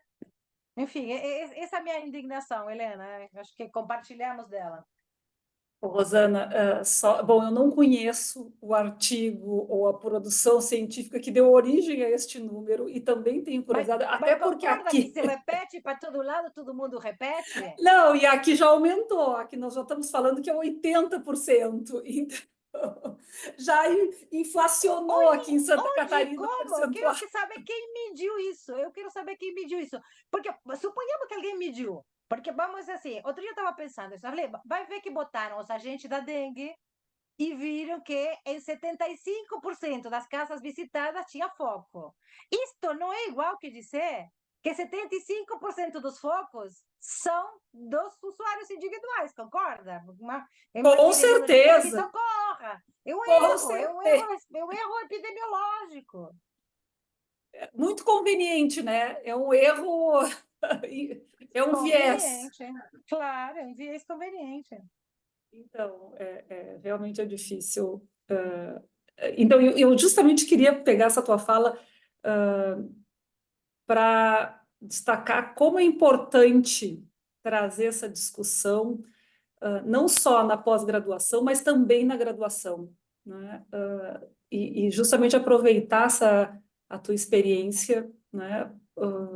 De como trazer essa discussão. Pelo menos é a minha sensação, né? Que na pós-graduação, quando a gente está trabalhando com aluno da pós-graduação, eles estão mais sensíveis a essa discussão, né? Como fazer essa mudança como expandir essa necessidade da discussão, não só na pós-graduação, mas na graduação como um todo. Eu não sei se vocês têm essa experiência na Unicamp, se vocês têm experiências bem-sucedidas dentro da Abrasco, que tu possas A gente tem, compartilhar. eu acho que nós temos uma tarefa que não conseguimos dar conta completamente. Assim, tivemos a alegria de ver regulamentada agora a profissão do sanitarista, né? Mas ainda estamos trabalhando nas diretrizes curriculares, por exemplo, que é uma coisa que a gente avaliou na nossa gestão como muito importante. Ou seja, quais seriam as diretrizes curriculares para o ensino da saúde coletiva na graduação, nas diversas profissões? Traduzindo, o que um médico, uma enfermeira, um psicólogo, um TO, enfim, tem que aprender de saúde coletiva para que seja bom em sua profissão, né? Eu acho que nós estamos nessa elaboração a partir do fórum nosso de graduação, mas não conseguimos concluir essa tarefa, mas para mim ela é estratégica. E também é nesse sentido do que eu dizia da construção da indiferença, né? Ou da cara de paisagem, porque, por exemplo, eu sou de uma escola médica, os médicos são treinados, se mostram afeto, são considerados fracos. Os alunos nossos no internato são trucidados pelos professores de algumas áreas especializadas que dizem que se você mostrar afeto, se preocupar com o paciente, você é um fraco. Você é um fracote que não tem perfil para ser médico. E eu estou tentando, por isso que eu vou atrás dessa. Eu sou meio uma garimpeira de teoria para tentar mostrar. Eu gostava muito de uma frase do Castoriadis que falava que a tarefa do intelectual é mostrar os andaimes do pensamento, né? Uma frase que tem, assim, guiado um pouco minha vida como professora. Então, eu tento colocar, assim, um pouco essa ideia de que olhar a teoria que mostra que vocês estão equivocados, amigos. Tem que ter afeto, sim, tem que olhar na cara, tem que ter empatia, tem forma de fazer isso sem se maltratar você mesmo como trabalhador, como professor. Então, eu acho que, e nesse sentido, eu estou falando de uma certa. Acho que é boa a palavra garimpagem. Assim, eu estou tentando fazer uma garimpagem de teorias que dão sustentação a esses valores que estão comigo de uma certa forma, né?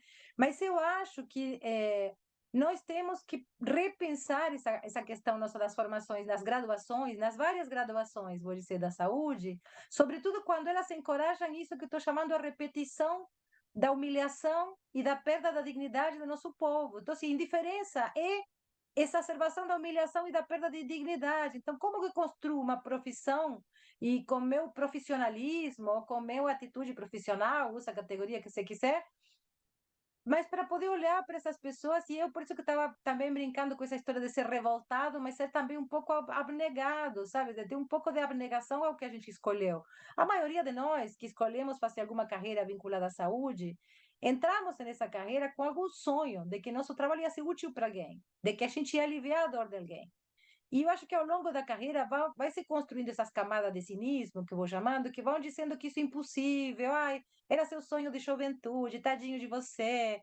Tinha esse sonho, mas olha, você iludiu, não era assim. E eu que acho que não, sabe? Assim, acho que ele tem que insistir na nossa ilusão no bom sentido da palavra, ilusão no sentido de direito a ter esperança e de trabalhar para transformar isso que a gente tem pela frente. E eu acredito muito nisso, do pensar global e agir local, sabe? Assim, não adianta fazer um lindo discurso se quando eu estou no centro de saúde não olho na cara da dona Rosa que está na fila. Seria hipócrita da minha parte, sabe? Assim, e acho que isso que a gente tem que ensinar aos nossos residentes, a nossos alunos na graduação, esses estudos que precisam ser feitos, talvez estudos que pudessem ser feitos na pós-graduação, no sentido de demonstrar como isso tem impacto na vida das pessoas, né? Assim, que se passou quando alguém te escutou por primeira vez, por exemplo. Nós estamos agora tentando fazer isso nesse projeto nosso do serviço para pessoas que sofreram violência, porque é impressionante a quantidade de pessoas que chegam dizendo que nunca contaram para ninguém. Violências terríveis, assim. Então, eu acho que é importante a gente poder estudar isso também. Isso também é objeto de estudo. O que se passa, então, quando alguém me olha por primeira vez? Perfeito, Rosana. Ana, só a gente não esquecer que tem algumas pessoas que colocaram perguntas no chat. Aí eu vou passar a ler a pergunta da Cristine Fortes, que diz o seguinte: a desigualdade nas contratações no trabalho no SUS, muitas vezes no mesmo serviço, não cria mais uma barreira para o atendimento da população, mais um obstáculo, mais uma desigualdade, né, no atendimento à população. Com certeza. Por isso que a gente está defendendo, enfim, essa ideia da carreira, de a gente precisa carreiras, não sei uma, mas carreiras no SUS, né? Porque não é lógico que as duas pessoas fazem a mesma função, uma ganha uma coisa, outra, uma tem uns direitos, outra. E é óbvio que essas pessoas não vão se comportar igual à hora de tratar do usuário. É um dos problemas crônicos e gravíssimos do SUS, né? A gente organizou agora esse ciclo de 3 seminários, que foi conjunto entre a Brasco e a ENSP, a Escola Nacional de Saúde Pública da Fiocruz, e a gente escolheu trabalhar 3 grandes temas, que um foi financiamento, outro foi regionalização e outro é carreira, mas porque entendemos que os 3 têm que andar juntos. Não tem como ter carreira sem financiamento e nem sem regionalização, e tudo vai. Os 3 é um banquinho de 3 pernas. Se a gente tirar uma perna, não se sustenta. E eu acho que é importante que a gente lute por isso também, né?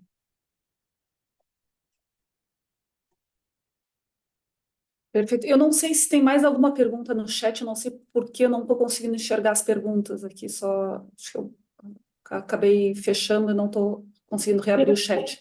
Não, perguntas não, só manifestações, agradecendo, elogiando as reflexões que a Rosana trouxe para a gente, né?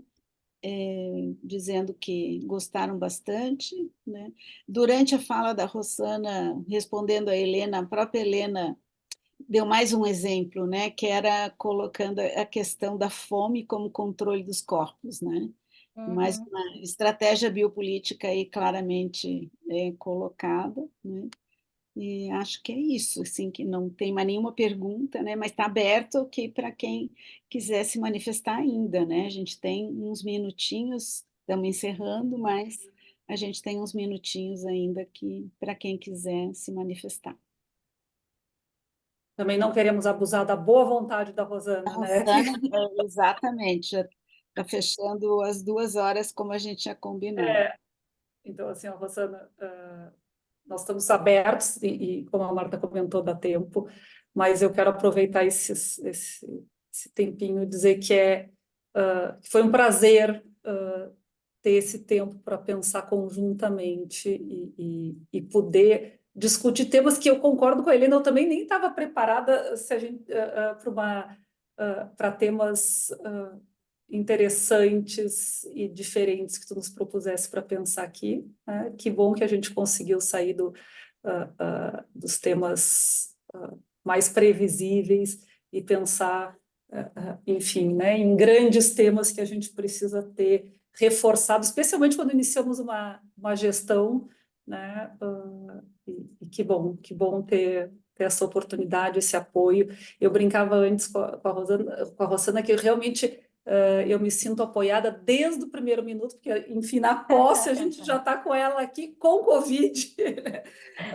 Então, bom, eu não poderia, assim, não quero me estender, mas se ninguém mais tem nenhuma pergunta. Só, Rosana, para você, é claro que pessoalmente não está aqui para receber, mas a gente tinha preparado uma canequinha do programa, especialmente para você. Guarda para mim, guarda Mas para mim. sim, se você for ao fórum, a gente vai te levar. Perfeito, perfeito. Eu queria só dizer assim, Ana e Marta, muito obrigada. Assim, eu acho que é muito bonito também, né? Agora falando um pouco da posição na Brasco, né? Quando a gente percorre nossos programas e vê a quantidade de coisas lindas e potentes assim que a saúde coletiva constrói nos diversos pontos do país, né? Então, o exemplo de programa de vocês, e a Marta repetiu muito da questão da gestão participativa, democrática. Eu acho que é muito interessante para mostrar que, olha, como isso produz qualidade, como vocês são um programa nota 6, que foi gerenciado dessa forma, né? Que sobreviveu a todos esses momentos tão difíceis que a gente passou. E que bonito também ver essa solidariedade, esse afeto entre vocês aí, que apareceram nas primeiras falas antes da minha palestra.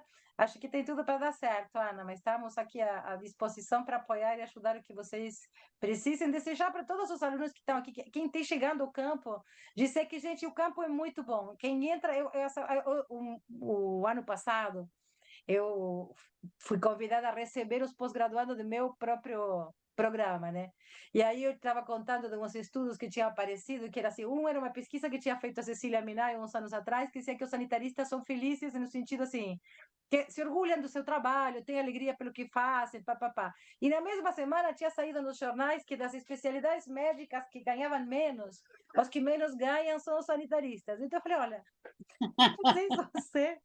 Então, o convite era, cheguem que vocês vão ser felizes, pobres e engajados. E mais ou menos será esse o convite, né? E eu acho que dá para repetir isso para os meninos que estão chegando aqui, mas venha que às vezes ser feliz é mais importante que ser rico, gente. Feliz, pobre e engajado é bom. Ai, que bom ouvir isso, que bom ouvir isso. Tenho certeza que compartilhamos desse sentimento de que é uma área muito prazerosa para trabalhar. Enfim, Eu Marta, a agradeço palavra é de contigo. novo, imagina, eu agradeço de novo, Rosana, né? E quero dizer que outras oportunidades terão para a gente se encontrar pessoalmente. Você via a Florianópolis na nossa universidade, né? E será muito bem-vinda, né? É um espaço aqui potente, mas não só do programa. Aqui a gente tem várias pessoas de diferentes espaços que sempre estão em interface conosco, né? O Observatório do SUS, que foi incrementado aqui durante a pandemia, o pessoal de outros programas de pós-graduação, que também estamos sempre juntos, né? Então, é um espaço mais múltiplo, né? Então, muito obrigada de novo, Rosana, Gente, eu que e agradeço. boas melhoras. Ai, obrigada. Espero que passe logo, que é chatinho o negócio. Isso. Gente, Então, Tchau, então. Marta, eu deixo contigo o encerramento. Não, tranquilo, é só a gente fechar, né, gente? Agradecer mais uma vez a todos que estiveram aqui, a todas, e que é muito importante esses momentos, né, de início de semestre para a gente aquecer, né, os nossos corações e mentes para as nossas atividades. Então, mais uma vez agradeço, né, e ficamos aí atentos para as próximas atividades. A partir de segunda-feira, a gente tem um professor italiano da Universidade da Calábria, no sul da Itália, vai estar conosco, e aí a gente vai divulgar as atividades com ele. tá bom? Um professor visitante que estará aqui conosco, um sociólogo que trabalha com migrações e políticas públicas, e a gente vai poder, então, também estar com atividades com vocês a partir da semana que vem, tá bom? Um abraço a todos, muito obrigada, até a próxima. Obrigada a todos vocês.